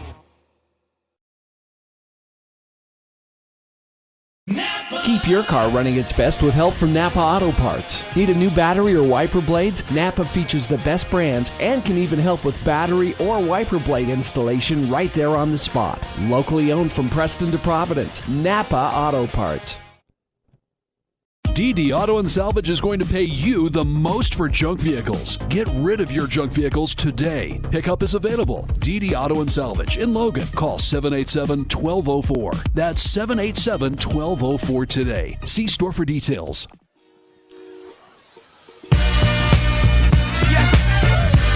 So crazy right now. Most incredibly, it's your girl, Bree. It's your boy, Young. You ready? All right, welcome back into Provo High School, where the Skyview Bobcats have a 20-14 lead here at the half. John, the Hurricane Newbold, here with me, Rex Davis, and these are going to be your halftime stats that we're bringing you. These are brought to you by Great Basin Graphics. They have custom t-shirts, detailed embroidery, and graphic designs that get your business noticed. All you got to do is go to greatbasingraphics.com for more details. We will start on the Skyview side of things. Clark, 111 yards passing, 1 touchdown, 1 interception. Rushing the ball, Stokes, 15 carries for 62 yards. Guthrie, 6 catches, 50 yards. Carlson, 2 for 33 and a touchdown. Braddock Jamison has 2 field goals on the night. Satili Palmer with a fumble recovery. Tyson Bradley has a sack. And then now we will move over to the Provo Bulldogs side of things, where Orchard has 160 yards passing and 1 touchdown. Huge chunk of that coming on that 61-yard play right before the half. Rushing the ball, McKay, 12 carries for 48 yards. Larson, 2 catches, 72 yards and a touchdown. DeMartini, 3 catches, 41 yards. And those are your halftime stats from the frigid tundra of Provo, Utah, where we are on top of the roof. We had a beautiful mountain backdrop, John, before the game started. It was a great setting. There was a really ugly Y up on the mountain for some reason. But other than that, just what an atmosphere for a football game. Well, I was thinking the same thing, actually, when you were saying that. But, yeah, what a game here as the Skyview Bobcats have come on the road and gotten the lead 20-14 at the half, and they will receive the ball to start the second half as the Bobcats have to walk 1.5 miles from the locker room. And if you haven't been down to Provo High School, I did confirm with Ryan Grunig, because when we were coming down here, I was thinking the old Provo High School used to be over by BYU. Like near the university and closer to the campus, and I remember it clearly. But then when we drove down here, we get here and I'm like, there's kind of a pond over here. That looks like a newer school, and 3 years ago they opened this new high school for Provo. That's why we're in a different area. Makes sense, because, when we were pulling in, we were both very confused as to where we were. Yeah, because you've done a game down in Provo, but I not did a here. Ridgeline game way back in the day, 2016 or so. I did a Ridgeline game down here, and definitely a lot upgraded facilities here for Provo. Everything down here is incredibly nice now. Well, like you were saying, it is frigid. At kickoff, I think we're 42 at kickoff, yeah, right? It says 38, but I can tell you it doesn't feel like 38. Well, and there's just a slight breeze now also that I think is kind of playing a role in that. I mean, Emery, our camera operator, she's hunkered down in a pile of coats and hoodies back here behind us. I'm going to attribute it to that little bit of breeze that we got going on, John. And I'll tell you the one thing that I saw in the forecast that I don't like, but I'm going to try to jinx it by saying it. Okay. But according to the forecast, around 7 o'clock, there's a 59% chance of rain. Jonathan. I know, I'm saying it to jinx it. Okay, because if we don't talk about it, then it would happen. Because that's what happens in basketball with free throws, so why not? But both teams are on the field. They've been warming up, but they added the 3 minutes onto the clock to let them warm up a little longer. We're going to have a short post game. We will announce our bread and butter play of the game, sponsored by the Old Grist Mill. And the Old Grist Mill, with these temperatures, this is a perfect time to go get a warm loaf of bread for the Old Grist Mill. They got tasty soups in there, too. They do, and you can go see all the things that they have to offer. It's the Old Grist Mill. They bring you the Bobcat football and basketball here on 106.9 FM The Fan. And speaking of basketball, Coach Kirk Hilliard and the Skyview basketball team will open up on November 21st. They'll be down in St. George for that North versus South showcase that they do every year. Last year it was in Cache Valley. This year it will be down in southern Utah, but the surprise team on November 21st, to me, a part of this showcase is the Provo Bulldogs, is who Skyview opens up with.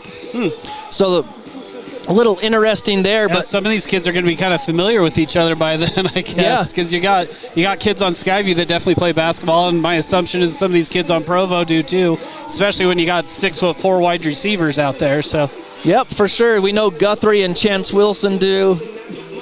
Yep. They've been a big part of this Bobcat program. But anyway, November 21st is when high school basketball gets underway down in southern Utah for the 3 days there. Their first home game, I don't remember, but it's against Bonneville. I just don't remember when. I don't have the schedule in front of me, and I'm too cold to look it up. we don't got a lot of room for papers up here either. Well, there's that too. So, and I'm just glad there's not a lot of wind. But hey, we got a whole second half to play. The winner do it. Gets to face the winner of Crimson Cliffs and Green Canyon, but more importantly, Rex, you're in the semifinals. You have an opportunity to play at Rice-Eccles Stadium. So should be a great second half. Skyview will start with the ball. So the first thing I'll say right away, Rex, is you want to make sure that they kick it to you. They don't do an onside kick and kind of pull you off guard there. Catch you off guard. You want to make sure that it's a kick deep, because they did get that momentum with the touchdown right before the half. You don't want to give them any more. Yeah, and it would be a great time for them to hurry and sneak one out there. So yeah, Coach Kurt Chambers for the Provo Bulldogs. We'll see what he does here, but I expect them to kick it deep, but you just never ever know. So there's the whistle on the start of the second half and the kickoff. Skyview leading 20-14. They'll be kicking to the north. Provo kicks it away. It will be returnable by the Bobcats at about the 6. Up the field to the 20. They've got room to the 25, and then all of a sudden it breaks down around the 27-28 yard line. We'll see where they spot it for Skyview. Well, offense has looked pretty okay. They've looked pretty okay lately. I mean, you had the touchdown pass and had a couple good runs from Stokes on that last drive, so I think you just come out and just do what you've been doing. You know, you still got the lead here on the road in the playoffs. You're still up 6, but come out here and just stick to what you've been doing, and I think it's going to work for them. Yeah, and Provo really never stopped Skyview in the first half. Empty backfield for Clark on 1st and 10 from the 29. He throws over the middle, incomplete. The receiver, Carlson, if that's Carlson, was open, but I don't know if that was Carlson, but he came across the middle. He was open for a second, and the linebacker closed it down. Incomplete. And that was Bohm, they said. So 2nd and 10 for the Bobcats. Clark takes the high snap, handoff to Xander Stokes, and he's met in the backfield and taken down. A loss of 1 on the play, and not the way you want to start the half, or they're going to say no gain. No, that's a 1 yard loss. Oh, yeah, it just took him a second to slide it back. So 3rd and 11, Skyview. They come out on 3 straight plays, incomplete, then a 1 yard loss. Empty backfield, 3 receivers to the right, 2 to the left for Clark on 3rd and 11. Takes the snap, blitz is on by Martini. He throws it, Incomplete to Guthrie. He had his man beat. Yeah. But Clark heard the footsteps of Griffin Martini and had to get that ball a split second away and incomplete. Oh, it was the perfect read by Clark. I mean, Guthrie breaks away. He's got separation. It's just the pass is absolutely rushed. He's not able to set his feet because, like you said, John, Griffin DiMartini on an untouched blitz there. Knocks him off his spot, makes him throw an errant throw there. With the 5-2-4 defense, Rex, when there was an empty backfield, he just ran. So we're waiting the punt here. Snap back. They bring the rush. They get the punt away. It's a deep one, and they let it bounce. And it's off for Provo. Skyview might have it. Skyview might have it. Let's see.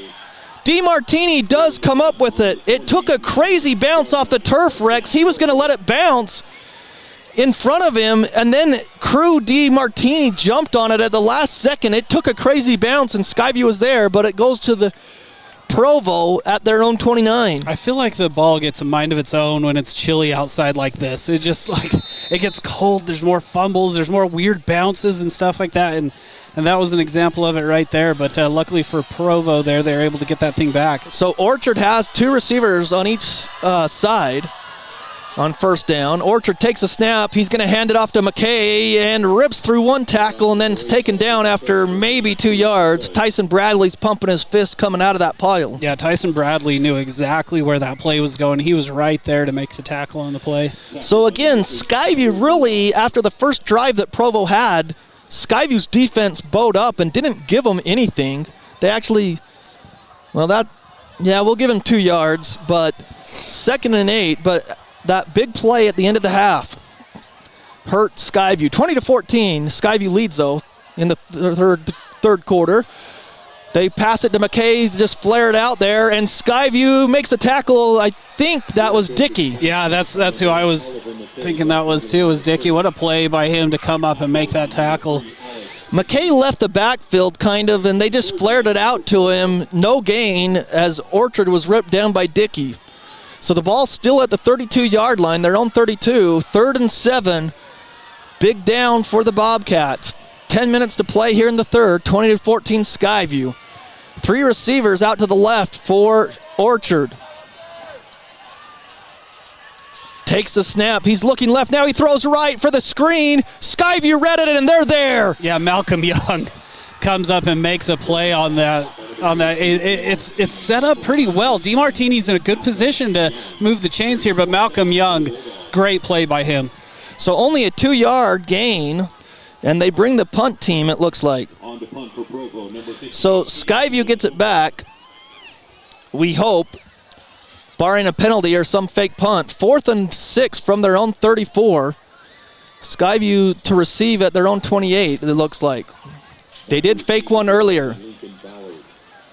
Snap back. The kicker gets it away. Good punt. Ballard comes up and makes the tackle, the catch, and that should be a penalty. He hit him. What do you want? He called for a fair catch, and Crew DiMartini came over and hit him. Not hard enough to draw a penalty, but that's a penalty in my book every day of the week. Yeah, he did a good job letting up on the play, though. I mean, he definitely comes and hits Ballard, but he does a good job not lighting him up there, because then he's absolutely getting a penalty without question. I don't even know why you have a fair catch if you're not going to call it when they hit you. They're going to call a penalty on Skyview. That's weak. I don't know what they called. My guess is they're assigning something to Ballard for not a proper signal. Is what I'm thinking. I'm speculating here, but that's my guess. Okay, then it takes the ball back to the 28 from the 33, and now a stoppage of play as they got to move the chains because they had already spotted it at the 33, right? Yep.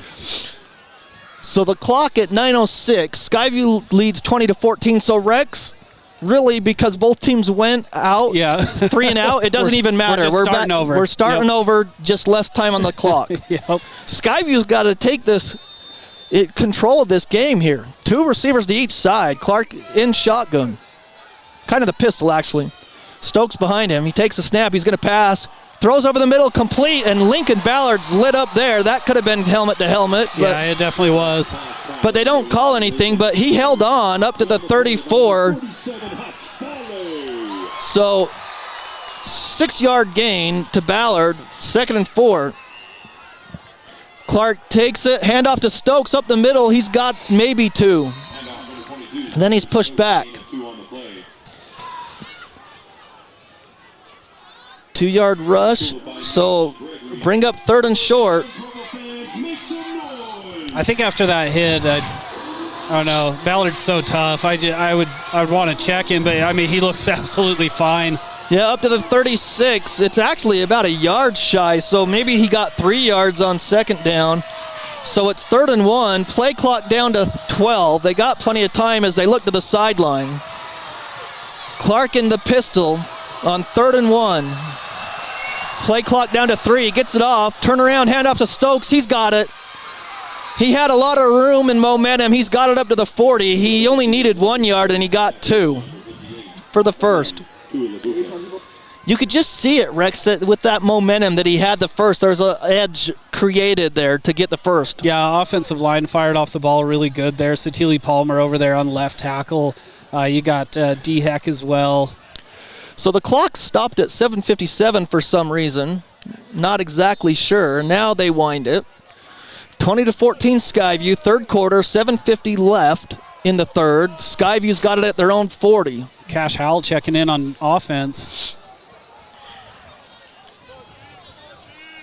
3 receivers to the right, 1 to the left for Clark. Stokes in the backfield. 1st and 10. Takes a snap, handoff to Stokes, breaks a tackle, and then he's dumped. Maybe it will.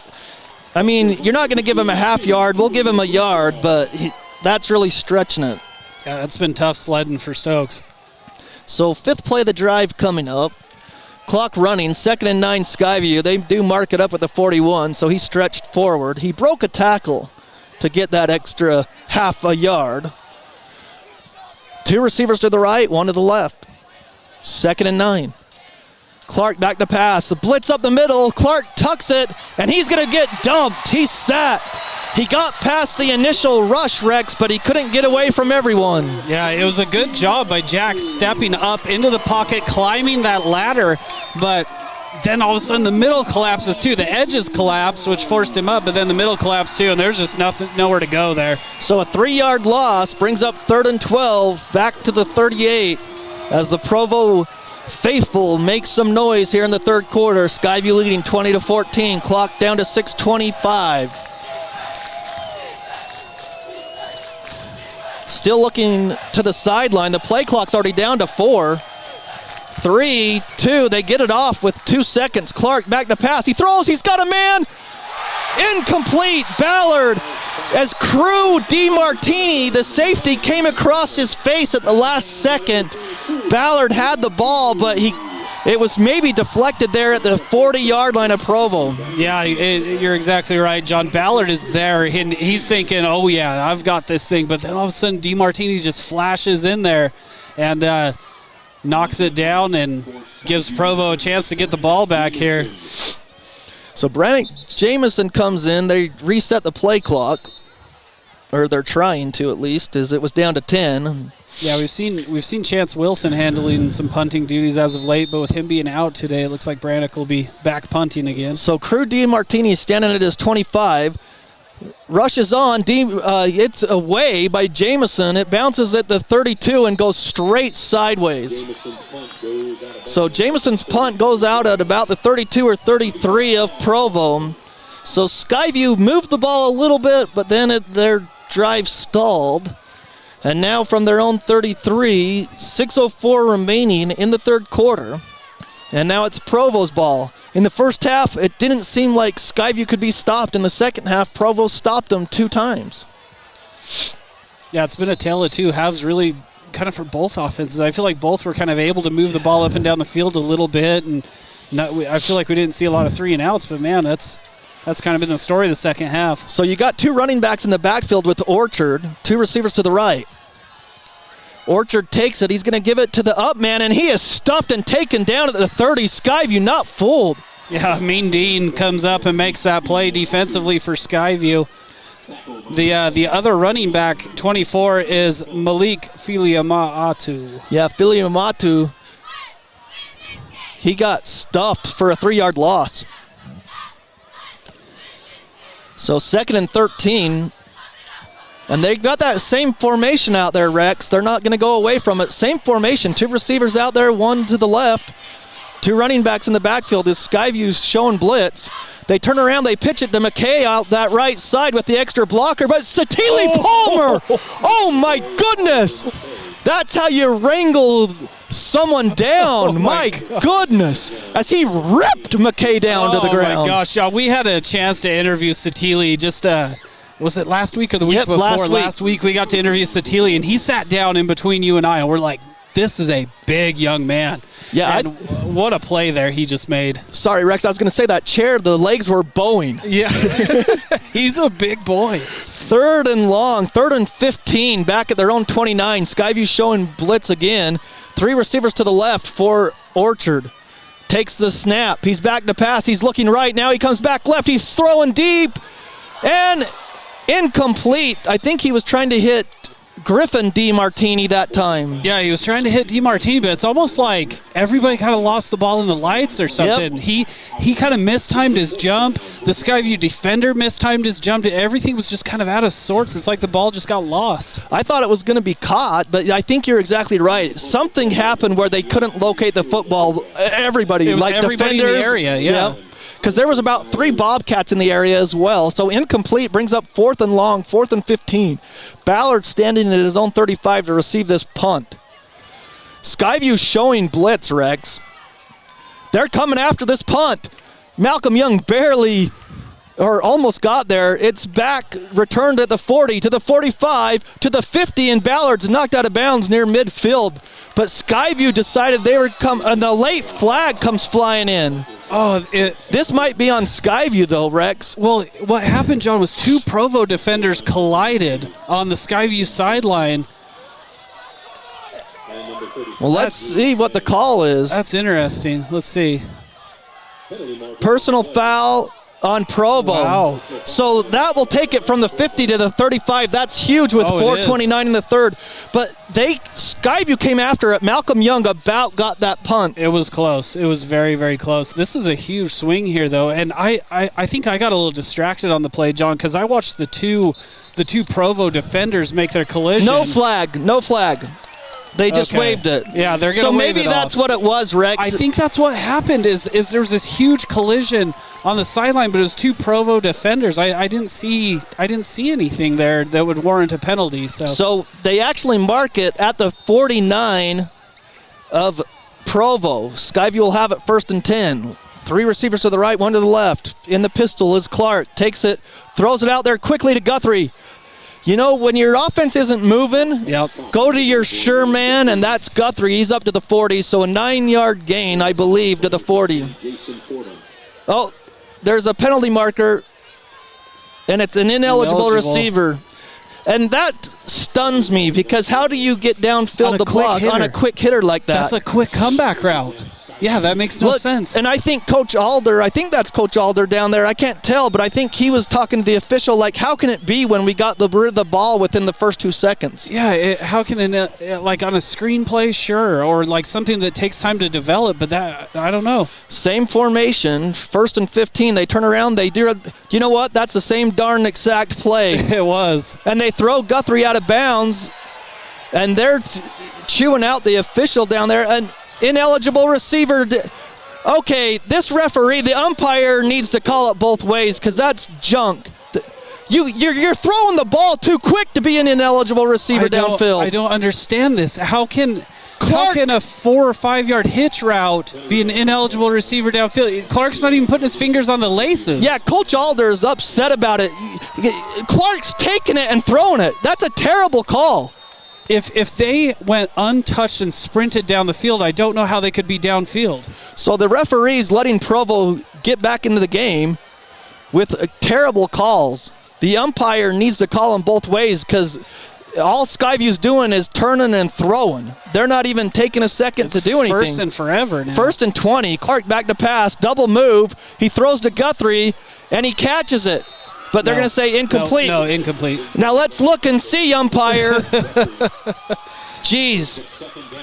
So the key is to hold on to the football so that your linemen actually do get downfield, and then he won't call it. Right. Incomplete on 1st and 20, so it's 2nd and 20 now. It's so perplexing. To see 2 of them is what really got me. Well, and that's when Coach Alder came over and said, hey, are you sure? Stokes leaves the backfield.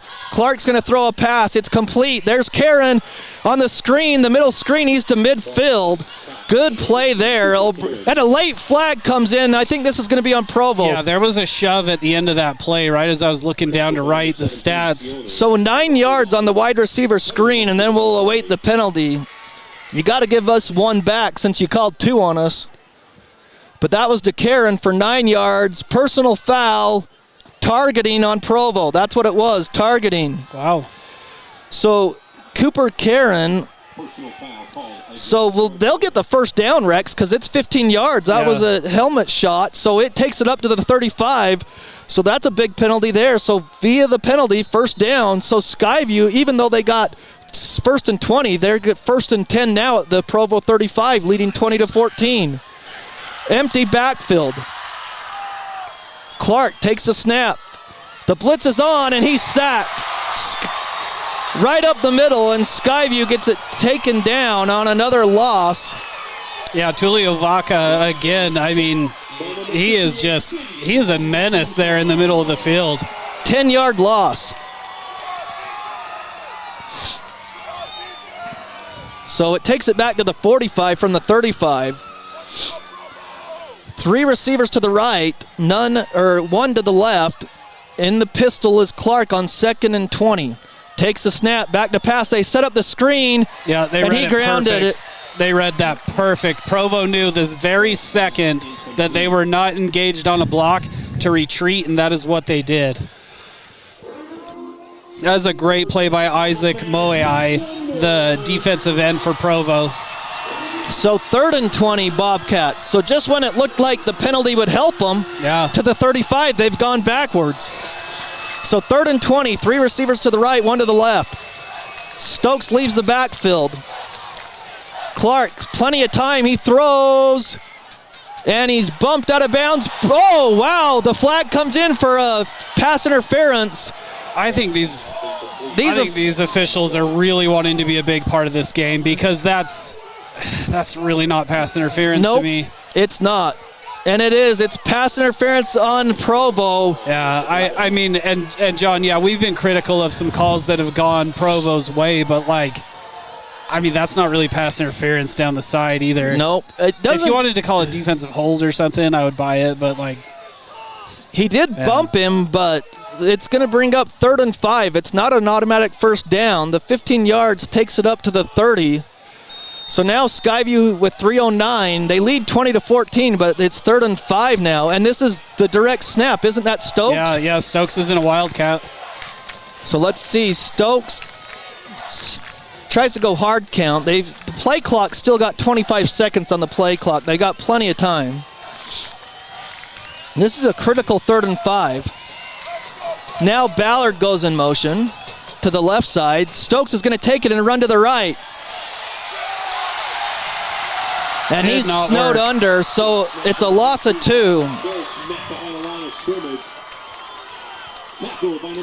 You're kind of in no man land here, Rex. Too far for a field goal. You don't want to punt. You might just go for it. Yeah, and they're going to. They're going to bring Jack Clark back out here and go for this. Big 4th down here. So it's 4th and 7. Ball is on the 32 of Provo. They lead 20-14, Skyview does, with 2:33 clock running. 2 receivers to each side. Play clock at 7. Stokes leaves the backfield. Throws over the middle, complete! He's still on his feet. Ballard has the first down. They push him back, but he'll get forward momentum. Yeah, he's got that by 2 yards. Yeah, so it's to the 22. Big first down to the 23. That line of scrimmage, I don't remember, but I think it was 10 yards. I think it was the 33, so we'll just give him 10. So 1st and 10 Bobcats, so that was big. Big catch by Ballard. Way to hang on to the ball, too. He takes a shot, and he hangs on to it. Big catch there. 1st and 10 at the 23, back to pass. Clark lets it fly. He's got a man open. Picked off in the end zone. And he goes down. It will be a touchback. Who was it trying to go to Karen? Yes, or Oxborough in the middle of the field. So then it was picked off by Crew DiMartini at the last second. Otherwise, it's a touchdown, and he picked it up at the last second. Yeah, DiMartini's just back there kind of playing center field, not necessarily baiting Clark into the throw, but as soon as he decided to let that thing go, he broke on it and made a play on it. So Skyview's offense, even though they made some plays, it's still a little disjointed, it feels like, in the second half. So they take over, Orchard does, and the Bulldogs, trailing 20-14, 2:01 left here in the third quarter. They take the snap. They're going to throw. Orchard has to pull it down. He's running to the right. Bradley in pursuit. Throws it over the middle, incomplete, as he was trying to hit Larson.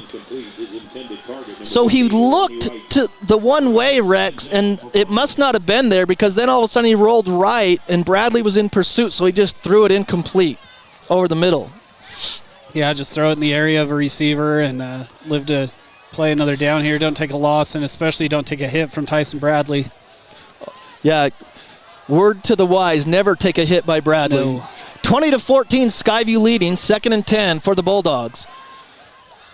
Orchard takes it, handoff to McKay to the right side. Malcolm Young in pursuit, and he brings him down and tackled, but not until he gets 12 yards. There is going to be a holding call on this. Okay, that's why he had the edge. It's coming back into 10-yard penalty. So Provo gets a 10-yard penalty, and so that negates a 12-yard first down run. Well, you wondered how he had the edge that well, and that's why. Yeah, I saw the holding. I'm not sure what lineman it was. It might have been Palmer that was getting held over there on the left end, but yeah, that's definitely what sprung that big run. 2nd and 20 for the Bulldogs, back at their own 10 now. Minute 40, clock running. They're on the right hash, going right to left on your radio dial to the north. 3 receivers to the left for Orchard. He's got McKay back there with him. Orchard takes it. McKay runs out of the backfield. Now Orchard brings it down. Oh, and he is clobbered. Ball came out. Yes, it did. Skyview might have gotten it. Nope, they're going to say Provo jumped on it. So Orchard has dropped the ball more than once, and they lose a yard on that play. So I think that was Mean Dean and Tyson Bradley and Satili Palmer all kind of in there, but man, what a play there by the Skyview defense. If you're Skyview now, 3rd and 21 is the ball's back at the 9. Don't do a PI if you're defensively, because you got to wrap up here. We'll see if Skyview brings the house or some extra rushers, or if they drop only 3-man rush. Let's see, 3rd and 21 from their own 9. And a flag comes out, delay a game. Delay a game is going to be the call, and so it'll take it back 5 more yards to the 4. It's going to be 3rd and 26. My goodness. That just got a lot harder for Provo. What do you like to do in these situations, Rex, if you're a defensive coordinator? Do you bring the house? Screen? No, I plan on a screen. Okay. Because that's what's been really working for Provo too, is these screen calls. So I'm not going all out blitz. I'm playing a little bit of a safe under zone here. 3rd and 26 from their 4. They're going to throw out of the end zone. Orchard still looking. Now he's running. He's got some room, and he's past the line of scrimmage by 1.5 miles. Where's the flag? There you go. It is. Okay, so it was incomplete anyways, but yeah, he was way past the line of scrimmage by about 2 yards. And then it's going to be a loss of down here, if I'm not mistaken, right? Yeah. Illegal forward pass is the call, and it is against Provo. Loss of down. Yep. So 4th down, incomplete, but half the distance to the goal, but it's a loss of down. So I'll tell you what, Rex, Skyview's come after a couple of these punts. In this situation, the punter is standing right at the end line. Lincoln Ballard's standing at his own 45. You can even not have Lincoln back there, and you're still going to have good field position. Yeah, if you're Skyview, I wouldn't blitz, even though you've come close, just because I don't want to rough him. Yeah, you don't want to rough him. Well, it's 4th and 29 from the ball is at the 3-yard line. The kicker's standing at his own back of the end zone, and he gets it away. I lost it in the lights. That was a high kick. Well, and Lincoln lost it too. Now he picks it up at midfield. He gets upfield to the 45. I don't even know how he lost it in the lights. I lost it in the lights. There's a flag down on the play too, John. That's a great play by Lincoln to be able to get that thing back up to where it was. I'll tell you what, Rex, on all punt coverages, there's been a lot of laundry on kickoffs and everything. It's getting chippy out there. 25 seconds in the third quarter. It's at the 45 of Provo, but a personal foul on Skyview. It's probably crack. That's a personal foul on Provo. Did they call it both ways? It's a targeting or helmet to helmet. It was a strike to the head. Wow, so Skyview again will have great field position. They have got to get points on the board this time. Yeah, you can't keep getting this far into enemy territory and not having anything come of it. Yeah, so 25 seconds in the third, Skyview leads. Trip to Rice Eccles on the line, 20-14, Skyview leading.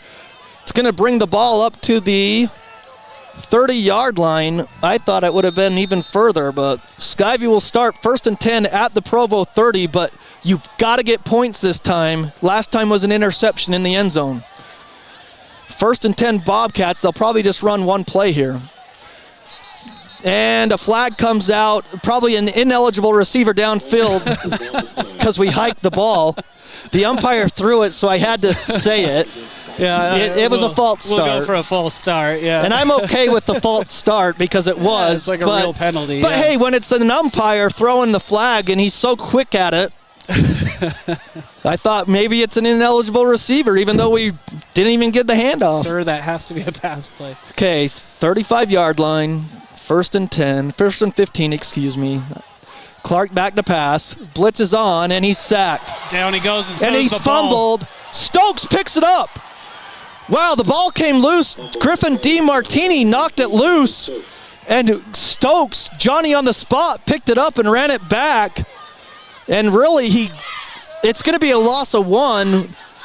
I think, no, it's a loss of 6. That can't be right because they had the penalty, so it's a loss of 1. Yeah, yep. So, end of the third quarter, we'll try to get it situated out, but it's the end of the third quarter. Skyview still leading, 20-14. We'll take a break and be back with the fourth quarter right after this. When a client walks into the office, I want them to feel like they have a team that is full-time working for them. We really start from the ground up, setting our goals, understanding your situation, and then building the plan to maximize that quality of life. Visit Adams Wealth Advisors. In the night, I hear him talk, the coldest story ever told. Somewhere far along this road, he lost his soul to a woman so heartless. Well, the weather's what's heartless right now because it is freezing cold, Rex. 20-14, John Newbold, Rex Davis. Emery Davis running the camera for us on CashValleyDaily.com. One score update to start, brought to you by Les Olson Company. It's Green Canyon 3, Crimson Cliffs nothing. The winner of this game faces the winner of Crimson Cliffs and Green Canyon next Friday at 6:30 at Rice Eccles Stadium in the semifinals. So, 2nd down and long for the Bobcats, 2nd and 16 from their 36. But they had good field position. They've got to take advantage. They lead 20-14, but you got to add to this lead in the fourth quarter. Back to pass is Clark. He throws. He's got a man. Complete. Oh, incomplete. As the defender either knocked it away or Ballard couldn't catch it at the 11. Yeah, I think it just slipped through Ballard's hands, right? The defender flashed in front of him, so he definitely changed his vision on that play. But nonetheless, it does hit Ballard in the hands. That's a good ball by Jack Clark. I'm starting to look. Griffin DiMartini's kind of shading over towards Guthrie to double team him. Yep. 3rd and 16 Bobcats from the 36. Clark back to pass. Looking. He throws over the middle. High, incomplete as he was trying to hit Carlson. And there's a lineman or Clark down. That's Satili. So he was down, he's up now. But on that big tackle Satili made in the backfield, John, that's when he hopped up and was kind of hobbled, and he's been that way ever since. So incomplete there. It's 4th down from the 36. Skyview, you wonder if you go for it. I just think you punt it. Even though you got a short field here, you got to get it away and try to pin him deep. And it's 4th and 16, so it's your chances of converting that are pretty slim. So Skyview couldn't take advantage of that great field position. They went backwards. They lost 6 yards. Snap back. Jamison gets it away, and he tries to pin him as it bounces at the 5. Wow, that just died. Yeah, actually it was about the 8, and it died at the 6. So nice punt by Brannick. And it's still 20-14. Skyview's had their chances here in the second half with good field position, but give Provo credit as they have done a good job themselves defensively to not allow Skyview to get anything going here in the second half. Yeah, just been an absolute battle of the defenses for that entire third quarter. Yeah, no score here in the second half. 20-14 Skyview. 3 receivers to the right on 1st and 10 from their own 6. They throw back to the left. A late hit. It's incomplete, but it's going to be a late hit. Yeah. And it's weak. It's a weak late hit. Yeah. Skyview barely tapped him, but he fell to the ground and sold it. And the Provo crowd over here, they're really upset about it, like Orchard got his head took off, and really it wouldn't even have scared a mouse. They're upset because of PI wasn't called. So. Well, it wasn't even close to that. So it's a personal foul on Skyview, though. That's still 15 yards. That hurts because they were pinned at the 6. Now it's out to the 21, 1st and 10. 2 receivers to each side. Just the start of the fourth quarter. Skyview clinging to the 20-14 lead. Orchard in shotgun, takes it. He's going to throw it. That's an ineligible receiver. There's a penalty marker. They're running down the sideline to the 50. They caught it to the 30, the 5, 30. But look, there's a penalty marker back. It's coming back. They're all the way down to the Skyview 30, but it's coming back. That was such a good fake pass. I know, they faked me out. That was such a good fake. Bring it back. It's got to be an ineligible receiver downfield. You called it on us 4 times. Call it on a run play, though. It's holding. Wow. This crowd is about to riot, John. Hey, it's their refs. This crowd is about to riot down here. They are not feeling these calls. So from the 21, it's a hold. It will go back to the 11. But that was, like you said, it totally totally faked me. Well, it was like an underneath handoff to McKay, and then he makes the throwing motion as if he's going to sling it, but the running back had the ball the whole time. They haven't started the clock. There it goes. 11:20 left in the game. Skyview clings to the 20-14 lead. 1st and 20. They fake the handoff. Blitz is on, and it's knocked loose. It's a fumble. Skyview's got it. Skyview's got it. Yes! Inside the 5. Skyview's got it. That's another recovery for Teely Palmer. And there's a player down. I think it's Orchard. It is. But Skyview, right when he was going to throw, Skyview knocks the ball loose. Way to go by coach defensively to dial up the blitz. Yeah, they brought the heat. And man, Satili Palmer, I got him down for 2 fumble recoveries in this game so far. He's just had an absolute beast of a day. So Skyview will have it inside the 5. This time, Rex, you've got to put it into the end zone. You don't have a choice at this point. Yeah, if you don't punch it in here, then there's big problems. But what a great part of the game there. Speaking of great parts, Napa Auto Parts has all the parts and oil you need to keep your car equipped and running at its best. They're locally owned and operated. They got locations everywhere from Preston to Providence. That is Napa Auto Parts. And we're checking for score updates, John. Orchard's getting up on his own power. That's good to see. But Skyview will have the ball. Let's see, at the 4-yard line with 11:15 to go, and Skyview leads 20-14. Well, actually, they're going to mark it back. Oh, yeah, that's the 3-yard line, right? Or is it the 2? I'm having a heck of a time I think reading it's I'm going to say 3. Yep, 3. So Skyview comes out. They've got to convert. Stokes, the direct snap. He's up the middle. He is in. Wait, yep, we do have the signal. Yeah, there it is. Stokes from 3 yards out, and it's 26-14. Skyview. Stokes punches it in from 3 yards. Touchdown, Xander Stokes. Finally, Skyview's on the board in the second half, and it was all because of that blitz that they dialed up defensively. You wonder if Skyview's going to go for 2 here with 11:11 to go, but I think you just kick the extra point. You're not chasing points. You don't need to. Yeah. You've got the lead 26-14, but the offense is out there. They're just going to have to hurry because the play clock's down at 11. Yeah, and you don't want to burn a timeout. Well, you just did. Skyview takes the timeout. They had to because the play clock was down to 10. Well, if you call timeout, you got to go for it at this point. You're going to drop your best play here, try to get out there and get a 2-point conversion up on the board to give you the 14-point lead. Well, let's see if we can get any score updates here. I was just checking. Oh, I got one. So a 28-yard field goal extends the Riverhawks lead 24-7 over the Stallions of Stansbury. And I'm trying to...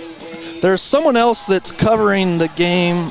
The last one we have from Green Canyon Crimson Cliffs was Green Canyon 3, Crimson Cliffs 0, but that's been a little while ago. Now, and that's who the winner of this game plays.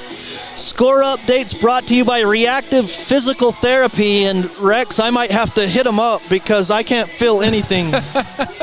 So I just want to make sure I'm working. Park City leads Spanish Fort 14-10, and Crimson Cliffs now leads 7-3.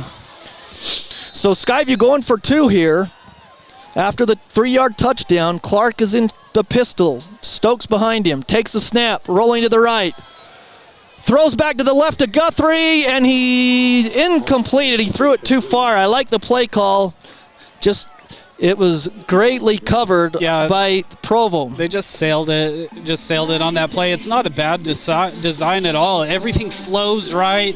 Throwback left, Oxborough over there all alone, but it just out of his reach. Yeah, the play call was right because everything was going right, and then you throw that play to the left. Guthrie just kind of drags across. But Skyview, that fumble's huge, and they take a 26-14 lead here in the fourth. It's the first time in the second half that Skyview's actually cashed in on a good opportunity. Yeah, you feel like Skyview's controlled the whole game. Really, the only thing they gave up was that big play at the end of the half. Yep. 26-14, Skyview leads with 11:11 left in the game. So Skyview will be kicking it away.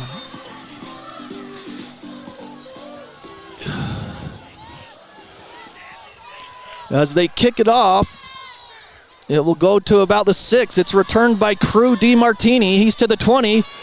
Cuts upfield to the 25, and then he's pushed forward. That pile goes forward to near the 30-yard line. And now there's pushing and shoving at the end. I'm telling you, Rex, I don't know. I mean, you know it's a playoff game. Yeah. You don't want to be your last game, but there is a lot of pushing and shoving going on after the plays. I think everybody down there knows, hey, a trip to Rice-Eccles Stadium is on the line here. And yeah. A lot of these kids aren't going to get a chance to play college football, but, man, to go down there and play in Rice-Eccles Stadium, a stadium that holds close to 60,000, I mean, that's a great opportunity, and they every kid down there wants it. So 2 running backs in the backfield. Orchard hands off to McKay. He's going to go to the right side, and he's got positive yards for about 6 or 7. From the 30 to the 37, so 7 yards. That clock will run. And Provo might have to start to hurry a little bit. They've taken their time in the huddle, and now they are going a little bit quicker. And is that still Orchard? He takes it, he hands it off up the middle. Not. It's not Orchard. Yeah, he got dinged on the last play. And they're running the wide receiver at quarterback now. They're running Crew DiMartini. So he needed 3 yards. He got 4 yards that time, the running back, for the first down. So it's to the 41. Crew Martini in there. So it could be another run here. Yeah, we don't know if DiMartini can throw. We're not sure. Takes it. He's going to hand it off. No, he keeps it himself. And he's an athlete to the 50. He's bouncing outside. Lillywhite tracks him down and knocks him down at the 45. So that's the weapon that he brings. Yes, absolutely. And that's really good That's really good pursuit there, though, by Jace Lillywhite, because he's actually in the backfield, and then he runs all the way around and gets Crew DiMartini after a 14-yard gain. Yeah, up to the Skyview 45. Clock under 10 minutes, though, and it's rolling. Skyview leads 26-14. So same formation. You've got Crew DiMartini in there with 2 running backs. He's going to keep it himself again. Tries to bounce it outside. Malcolm Young throws him down. Big tackle by Malcolm Young, and this is what you're going to have to do if you're Skyview. Now that Crew DiMartini is in at quarterback, you're going to have to spy him because he can take off with this. 3-yard loss. And clock still running down to 9:20. Skyview leads 26-14. Ball's at the 48 of Skyview. Provo has it. Second and 13. Same formation, 2 receivers to the right, 1 to the left for Crew. He's going to pass this time. Back to throw. He throws. He's going deep to Griffin. Complete. No, he dropped it. Wow. Oh, my goodness. He has his hands on his head. He dropped it at the 10. Oh. A sure touchdown for sure for Griffin, and he drops it, their leading receiver. Yeah, that is a good ball by Crew DiMartini we don't know if they're brothers or cousins, but from Griffin DiMartini, and that thing just lands incomplete. 3rd down and 13. Skyview dodges one there. I don't know if with being a backup quarterback, John, maybe you kind of sell out and you went one-on-one here, but he just showed you he can throw. Yeah, he can, so you got to respect that, and he's a great athlete. Same formation on 3rd and 13. They take the snap. Crew's going to roll to the right side. Skyview's in pursuit. Now he goes back to the left, gets a block. He's got some room, and he's short. Oh. He got to the 40-yard line, and then he's knocked down actually to 39. So he got to the 39, and it will bring up 4th and 4. That is a big block there by Jesse Noah, the offensive lineman for Provo, able to spring him for that big run there. Yeah, okay, 4th down, Rex, and you've got a different, oh no, it's DiMartini still back there. Same formation. 4th and 4 from the 39. Takes the snap. He's going to keep it, and he is popped and taken down. Skyview stops him. Skyview stops him. No gain. 8-15. Skyview turns him over on downs. Big play there defensively for Skyview. Big, mean Dean comes up big and makes a play there. That is going to be big if Skyview can run some clock now is the thing. Yeah, that's what, I mean, Xander Stokes on the ground tonight. He's carried the ball 21 times for 67 yards.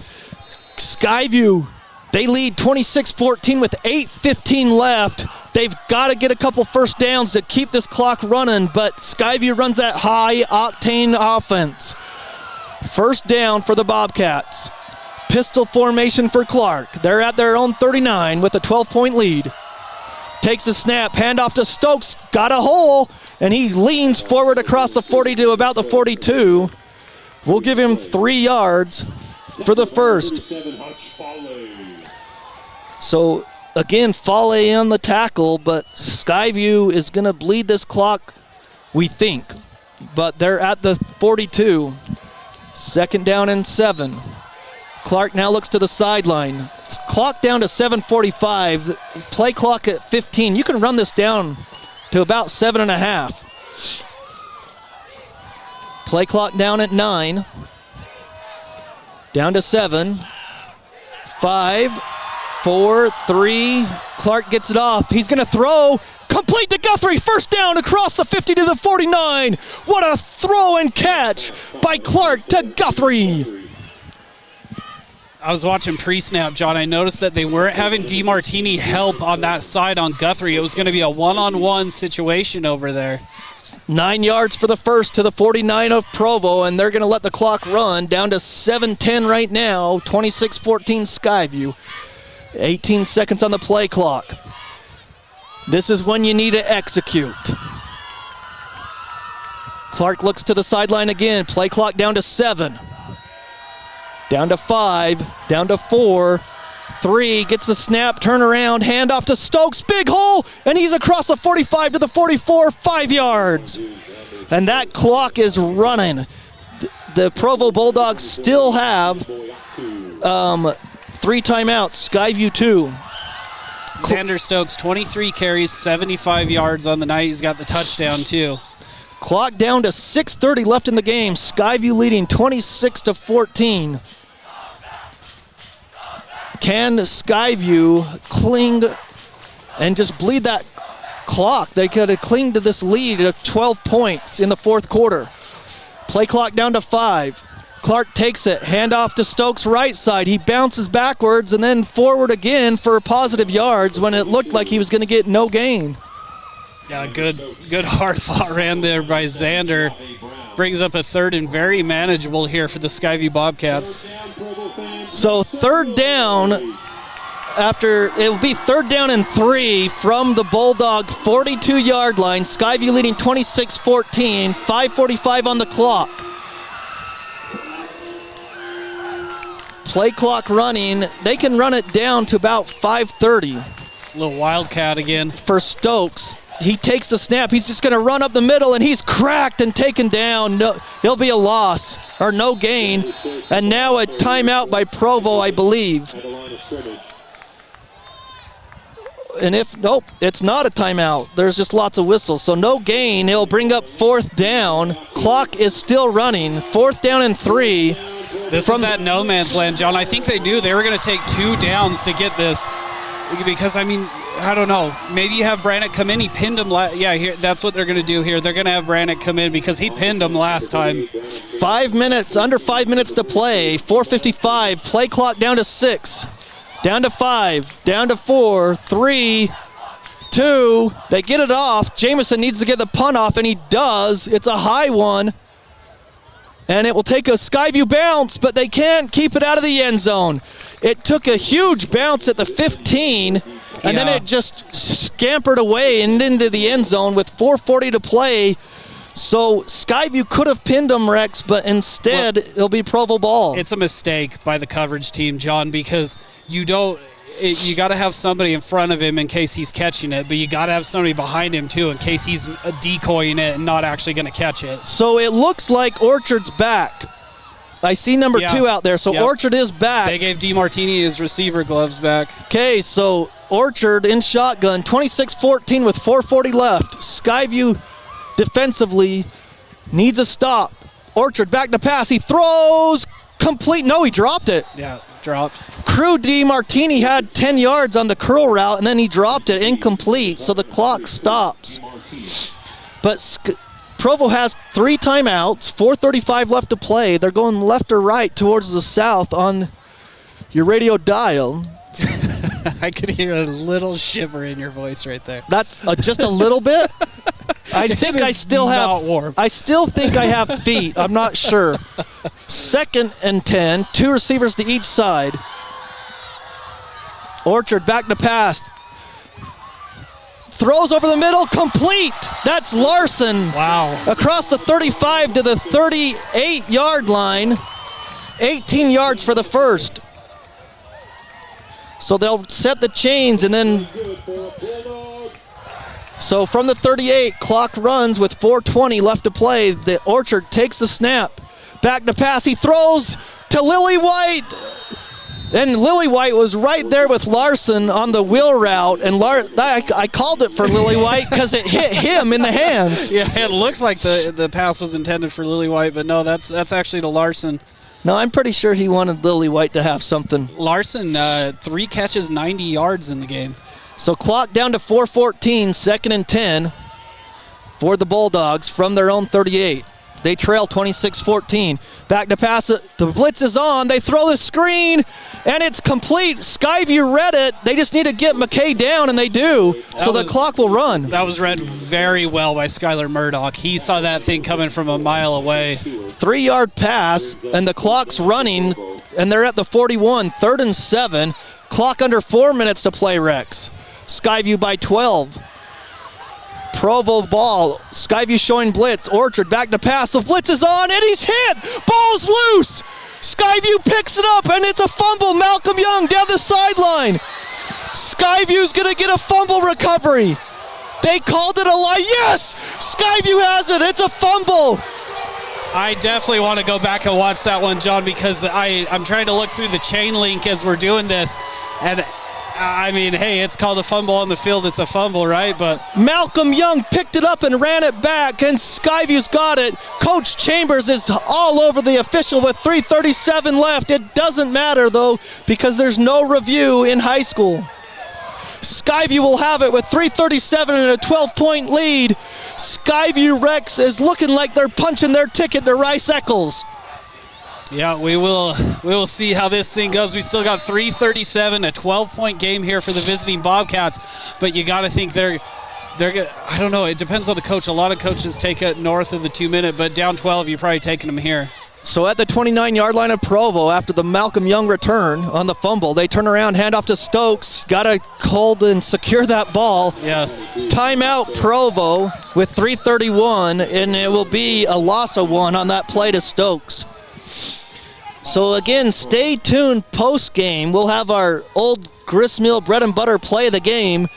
And honestly, it's going to be hard to decide because there's been so many fumbles caused. We have Jace Palmer recovering both. Palmer's recovered 2, and Malcolm Young has recovered a fumble as well. But I mean, the one that was recovered by Cetili down by the goal line, and then they punched it in, that one was really a turn there for Skyview. So that one might be a good nomination for an old gristmill bread and butter play of the game. And it's getting nice and cold out there, so don't forget to go to the old gristmill. Have you tried their fantastic breakfast sandwiches served at the South Logan and Smithfield locations? You're going to love it. Baked fresh daily. And also DD Auto and Salvage, if you've got that junk vehicle you need removed, get it done before the winter and the snow happens. Ridgeline 24, Stansbury 7 at the half, and Crimson Cliffs leads 7-3 at the start of the third quarter over Green Canyon. They hand it off, but it's going to be a false start on Skyview. And I'll tell you what, Rex, the Mountain Crest fans would like that one because they really felt like Skyview's receivers were going early last week. I heard that as well. So the ball will go back to the 36. Really, for Skyview, the thing that you got to do is just secure the football. Yes. Don't turn it over, and don't get any penalties. Just keep that clock winding. Make Provo use all of their timeouts. Each team with 2 left. Skyview leads 26-14, 3:29 left. They're at the Provo 36-yard line. Play clock down to 4. Clark takes it. He fakes the handoff. He's going to throw. Has to duck under a defender, and he's sacked. And a timeout by Provo. He was trying to hit the receiver deep, and he was covered out there. That's not Guthrie out there on the far side, but it's far side receiver's Oxborough. So he was looking for Oxborough down the field, but he had to just tuck the ball, and he gets sacked back at the 43-yard line. Going to bring up 3rd and long, Rex, as they call the timeout with 3:19. Yeah, and I mean, in that situation, you know, taking a sack is terrible, but at least you cause them to burn a timeout on the play. So you take a big loss, but they have to use a timeout.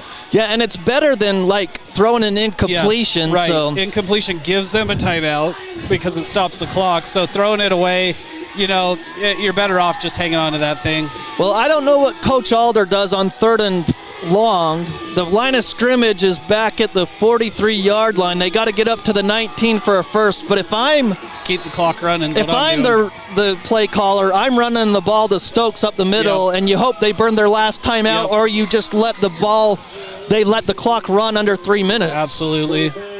So let's see what happens. 3 receivers to the right. 1 to the left is Ballard. Ball between the hashes.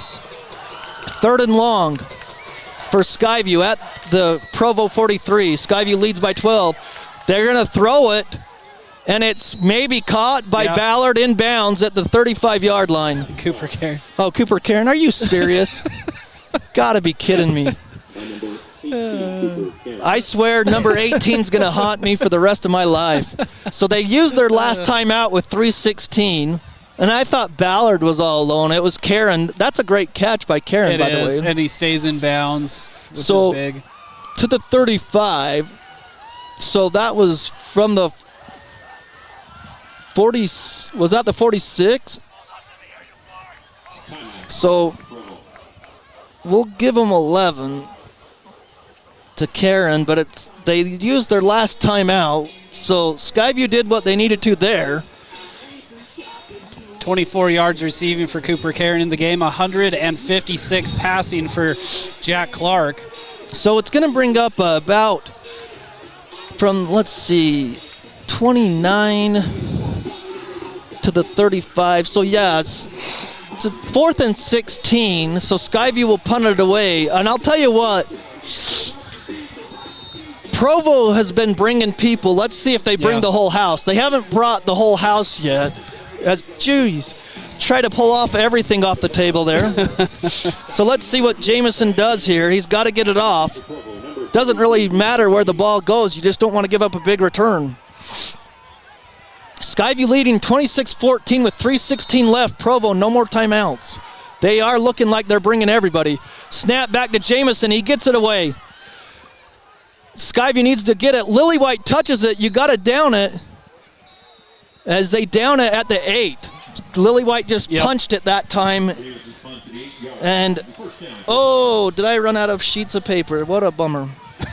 Here, I can sacrifice I've got more. I just got to grab it. But I appreciate that. Let's see what happens as Provo comes out at their own 8-yard line. No timeouts. 3:09 left, and Skyview leads 26-14. Back to passes Orchard. Looking, he throws, he's got a man out there. It's caught, Griffin DiMartini. Wow. What a pass by Orchard. 37 yards. This is out to the 46. Clock will run, though, under 3 minutes to play. Back to passes Orchard. Lillywhite gets in there, and he sacks him. Lillywhite gets the sack, and they can't stop the clock. It's a loss of 2. This clock runs at 2:44, and those receivers got to get back. Yeah, that's the hard thing is the receivers are running these go routes down the field. They got to run all the way back. Yeah, 2nd and 12 from their own 44. No safety help on this side. Lillywhite comes in again, but they pick it up. Orchard throws, complete to DiMartini. That's Crew DiMartini to the 33. And he's hurt or cramping. Yeah. So that's the only way they can stop the clock with 2:25 is Crew DiMartini's cramping. He took a shot, though, too, in the back, and he just tossed his helmet, so. So about, I don't know, it's about a 22-yard pickup. Skyview leads 26-14 with 2:25 left. If Provo does score, Rex, you know that the onside kick's coming, and with this cold weather, to be honest with you, that ball is going to, like you said, when it gets cold, anything can happen with the bounce of the ball. Provo doesn't have any more timeouts, but they're not going away either. 242 yards passing for Orchard in the game so far. So again, the winner of this game plays next Friday at Rice Eccles Stadium in the semifinals. It will go against Crimson Cliffs or Green Canyon. Crimson Cliffs led 7-3, I think, was the last score that we got sent, right? Yeah, right that was to the start last the one third. I saw. Start of the third quarter, Crimson Cliffs. That's hard to say. Crimson Cliffs 7. Well, it's hard to say when you can't move your mouth or your lips, hey, right? You're trying not to have your teeth chatter. I'll be honest, until the midway through the fourth quarter, I couldn't see my breath. Now I can. Yeah, it's getting chilly. And I have plenty of hot air. Everybody knows that. So again, Ridgeline led big over the Stallions in Millville.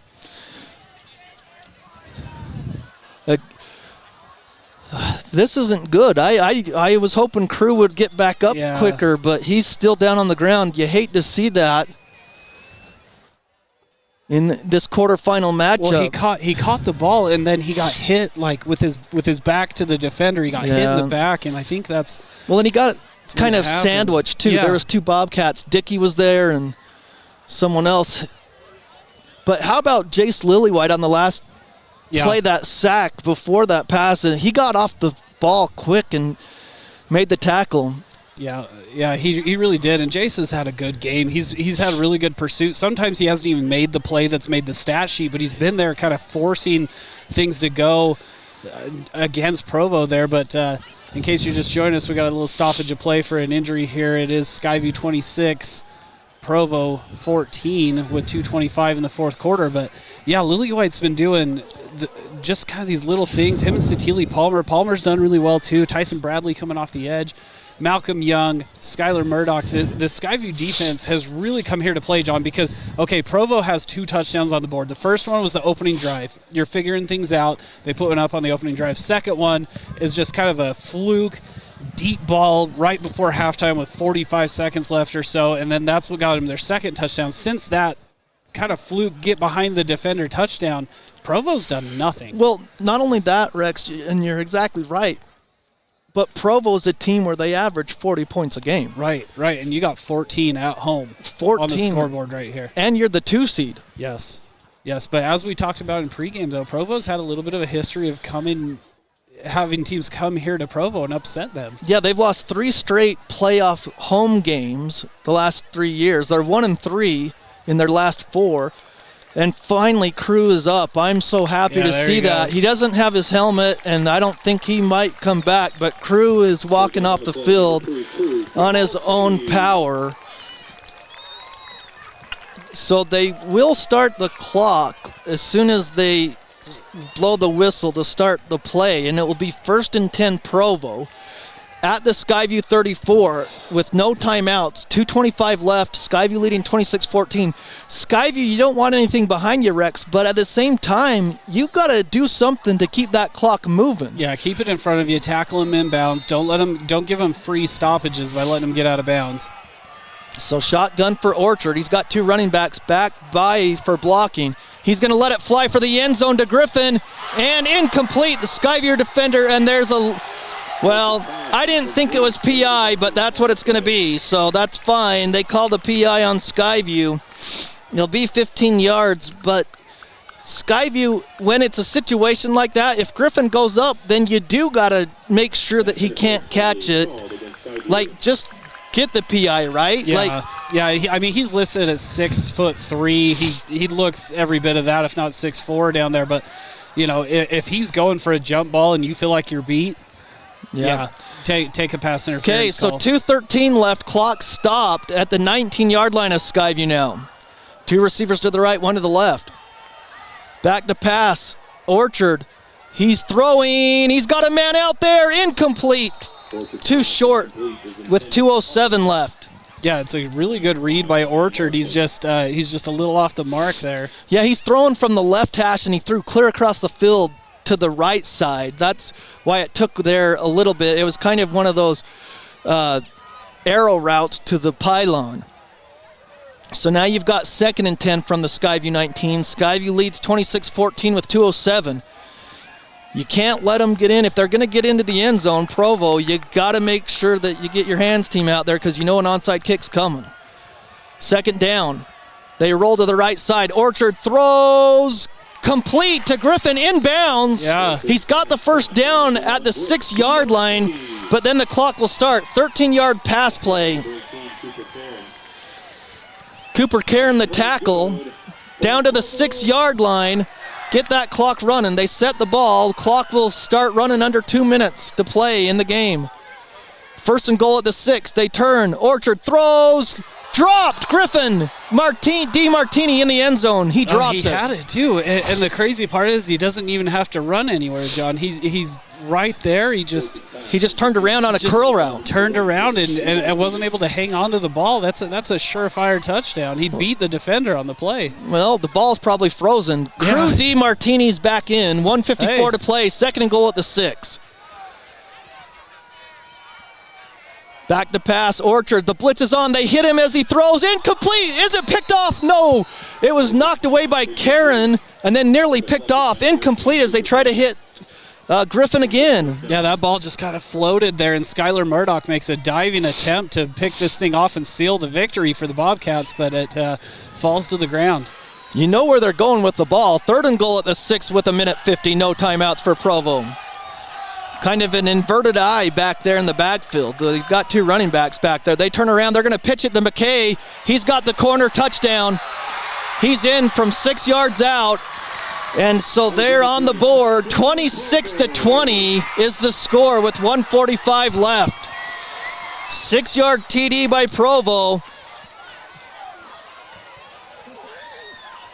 Emory caught that bulldog that they light on fire. They should just kind of keep that thing on for a while, heat everybody up a little bit. Well, I could kind of feel it when they first turned it on. So yeah, please do. So 26-20 is the score with 1:45. Pending the extra point. And they're missing a guy out there. Here he comes on late. Well, they got 15 on the play clock. They still have time. You know the onside kick's coming. Skyview just needs to secure it. So the extra point, play clock down to 4. Snap back, hold down, blocked! It's blocked, but you can't return it in high school. But Skyview came through and blocked it.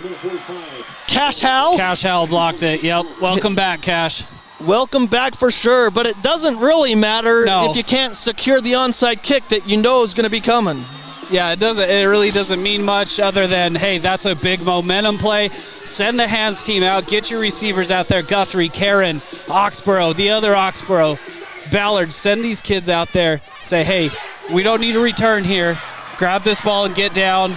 And then let's let Xander Stokes go out there and run the ball and end this thing. So hands team's got to be ready. You know, Skyview early in the season kind of struggled a little bit with the return game and lining up and where they needed to be and everything. But I feel like they've kind of worked all that out now. And they're definitely ready for an onside here. The thing you got to remember, too, is you don't need to wait till it goes 10 yards for the hands team. Get up and block someone, too, if you need to. So here we go. Onside kick, there's the whistle. Now we're awaiting. The kick is away. Skyview, Guthrie has it at the 45 and goes right down to the ground, doesn't even take a hit. So all you have to do now with no timeouts for Provo, Skyview, exchange the snap, get it clean, and just take care of the ball and run this clock out. Yeah, punch your ticket to Rice Eccles Stadium. This is your chance for Skyview. Skyview at the same time, though, I think if they get 1 first down, it's all over. They do have to get 1 first down, I believe. Well, and you're on your side of the midfield here, so I think we're not just going to see a kneel. I think we will see a handoff here. Well, yeah, you're going to run your play. You can't just kneel it, I don't think. Yeah, they're at their own 45. Guthrie secured it, so now you just need the first down, but they're in kind of a victory formation, Rex. So Clark does take it, and they had too many men on the field. Yep. So 12 men on the field, that's a thing that you can't do. The clock ran 1:38. The Coach Chambers is pointing to the clock saying the clock ran 7 seconds, but it's your clock operator. Yeah, so we're going to see if they'll get that thing fixed there. So it's going to be 12 men on the field. The thing... Coach Chambers is saying the clock should have more than 7 seconds. And I'm just saying, well, it's your hometown clock. You might be right, but... I mean, yeah, because technically a play was not ran, so time should not have come off that clock. So we're probably going to have to take a second here for them to discuss that, figure out what it was at, and then get the scoreboard reset. Well, there's 1:45 is what it was at. The thing is, then it should be 1st and 15, not second down. So we'll see as they huddle it over to decide what they're going to do. Well, this will be a good one to go back and watch, John, this entire game on CashValleyDaily.com. For the latest news about what's going on in your community is found on Cache Valley Daily, including photo galleries and replays of local sports. I think they're going to add more time to the clock. I'm just saying that it should be 1st and 15 then, if you're going to add the 7 seconds back. But that's an error that Skyview just can't make. You don't need to... If you're going to snap it and just down it, then you can't do that. Like, you have got to just make sure you've got the right people on the field. As they explained to Coach Chambers, it's going to be... So 142, so it's declined, so it will be second down. So I don't know if the clock starts again at the whistle of the official. That's what I don't know, Rex. Yeah, that'll be interesting. Because if it's stopped, it's almost like a timeout for Provo. Oh, it's absolutely a timeout for Provo if it's stopped and does not run once they're set. And I think that's what's getting explained to Coach Alder on the other side is, what's going to be happening here. We need a microphone down there, too, so we can get an explanation, so we're not just standing up on this skyscraper speculating. So the ball is at the Skyview 43 right now. And let's see what the official, if he blows his whistle and says the clock will be wound. Nope, it's basically like a timeout. Yeah. So that's big for Provo. It will be second down and 12. See, that's why I think you got to hand it off. You just can't take the knee there. But here we go. 2 receivers to the right, 1 to the left. We expect a handoff here. They turn around, handoff to Stokes, and he is bottled up for no gain. Well, they're going to give him 1 yard, but that clock's going to run. Yeah, they're going to be able to burn another 35 seconds off of this as the clock ticks to 1:30 here. And the big thing is Skyview's got 2 timeouts, so they could let it wind down and then call a timeout. Right now, the clock... every second out of it. Yeah, so the clock's at 1:17. Skyview leads 26-20, but it's third down and 11. They will be able to get this thing under a minute before snapping it in a 26-20 game. Well, the big thing is if they don't get a first down here, Provo's going to get the ball back with no timeouts. Play clock down to 3, down to 2, down to 1. They get it off. Oh, timeout, Coach Alder from the sideline with 57 seconds. So it'll be 3rd and 11 from their 44. That too many men on the field really hurt Skyview, Rex, because that stopped the clock. It's really costly, and I think they're just so excited to get out there in victory formation because Coach called in a victory formation. I want to be part of that. I want to go out there, but, man, you got to make sure you got the right personnel out there. Yeah, so big 3rd down and 11 here from their own 44. If you're Skyview, if you run the ball here, Rex, you got to assume that will take about 5 seconds. And then they'll reset the ball, and then the 25 or whatever, 30 seconds will roll off.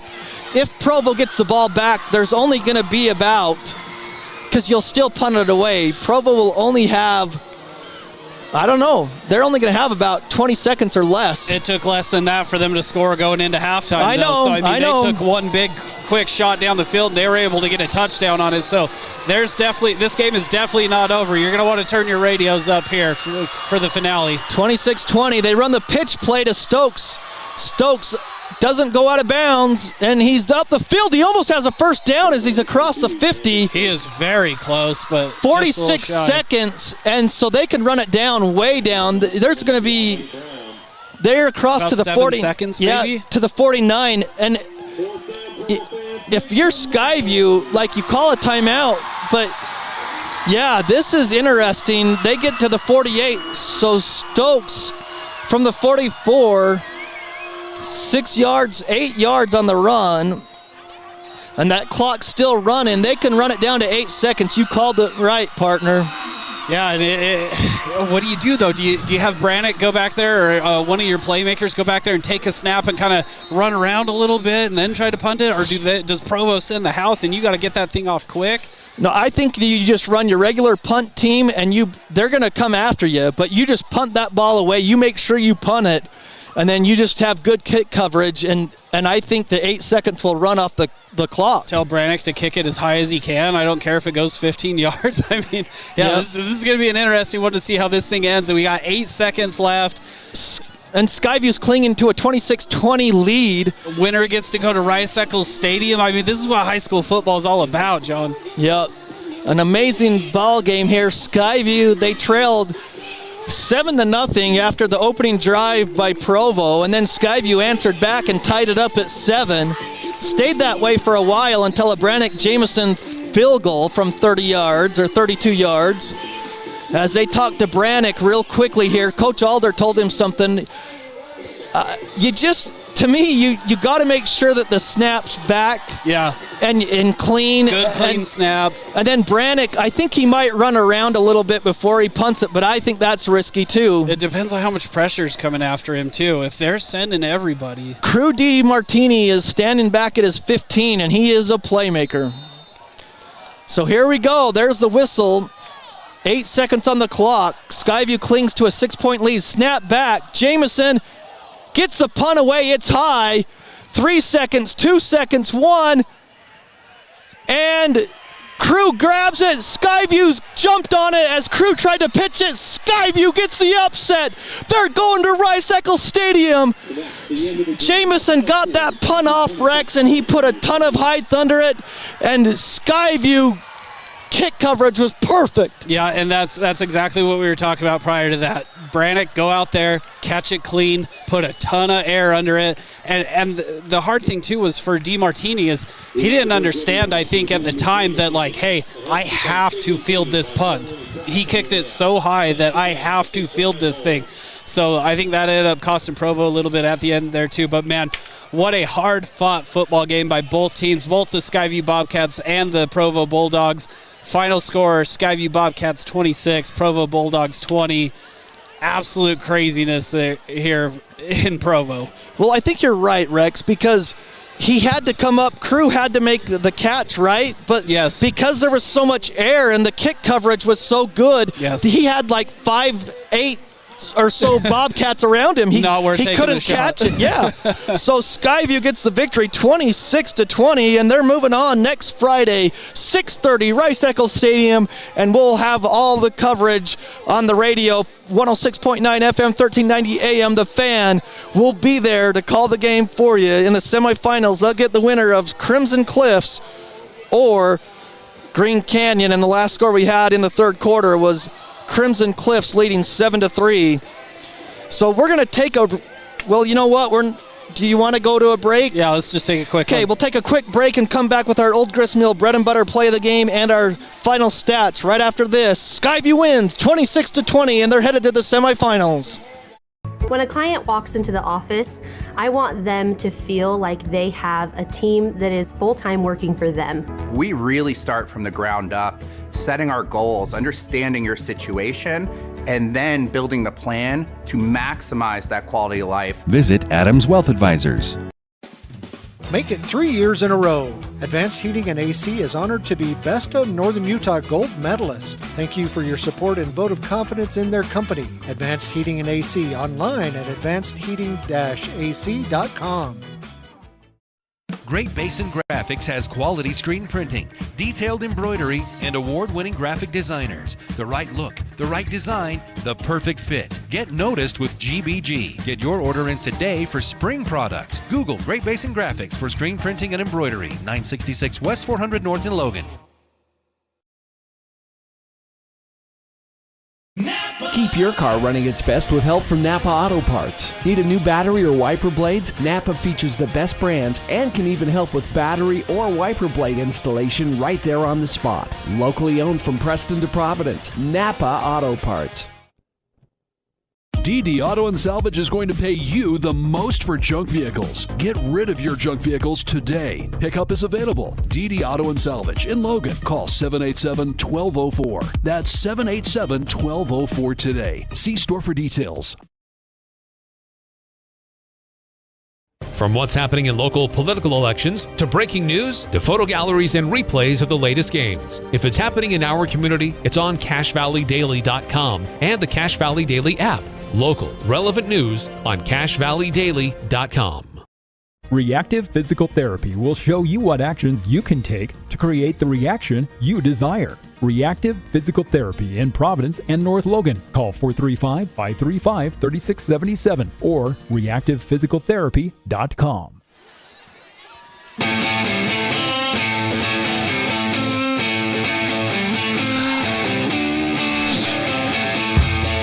It's a final here in Provo. The number 7 seed, the Skyview Bobcats, have upset the number 2 seed, the Provo Bulldogs, 26-20 in a great game, and it came down to the wire.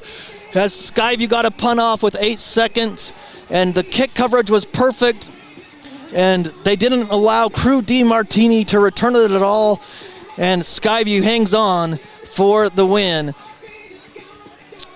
Skyview, let's see, we're just going to go to our player of the game because we need to get out of here.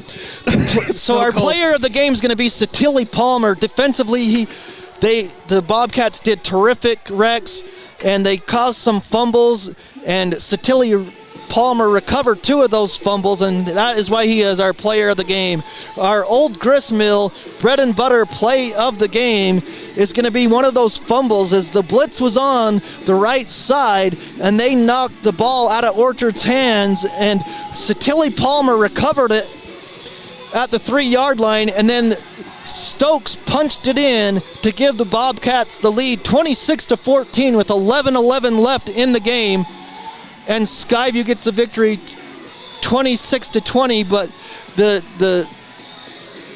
26-14 was the Old Gristmill bread and butter play of the game. So when Eric Franson and Jason Walker asked for the bread and butter play of the game on the full court press Monday from 4 p.m. to 6 p.m. on 106.9 The Fan, when they call for it, you can either text in and let them know that it's the 3-yard TD run by Stokes to give Skyview the lead 26-14 in the fourth quarter with 11:11 left, and it was the fumble recovery by Satilli right before that set up that play, Rex. Yeah. So you've got some stats for us. Yeah, these end-of-game stats for the Skyview Bobcats are brought to you by Les Olson IT. What can a business technology partner do for you?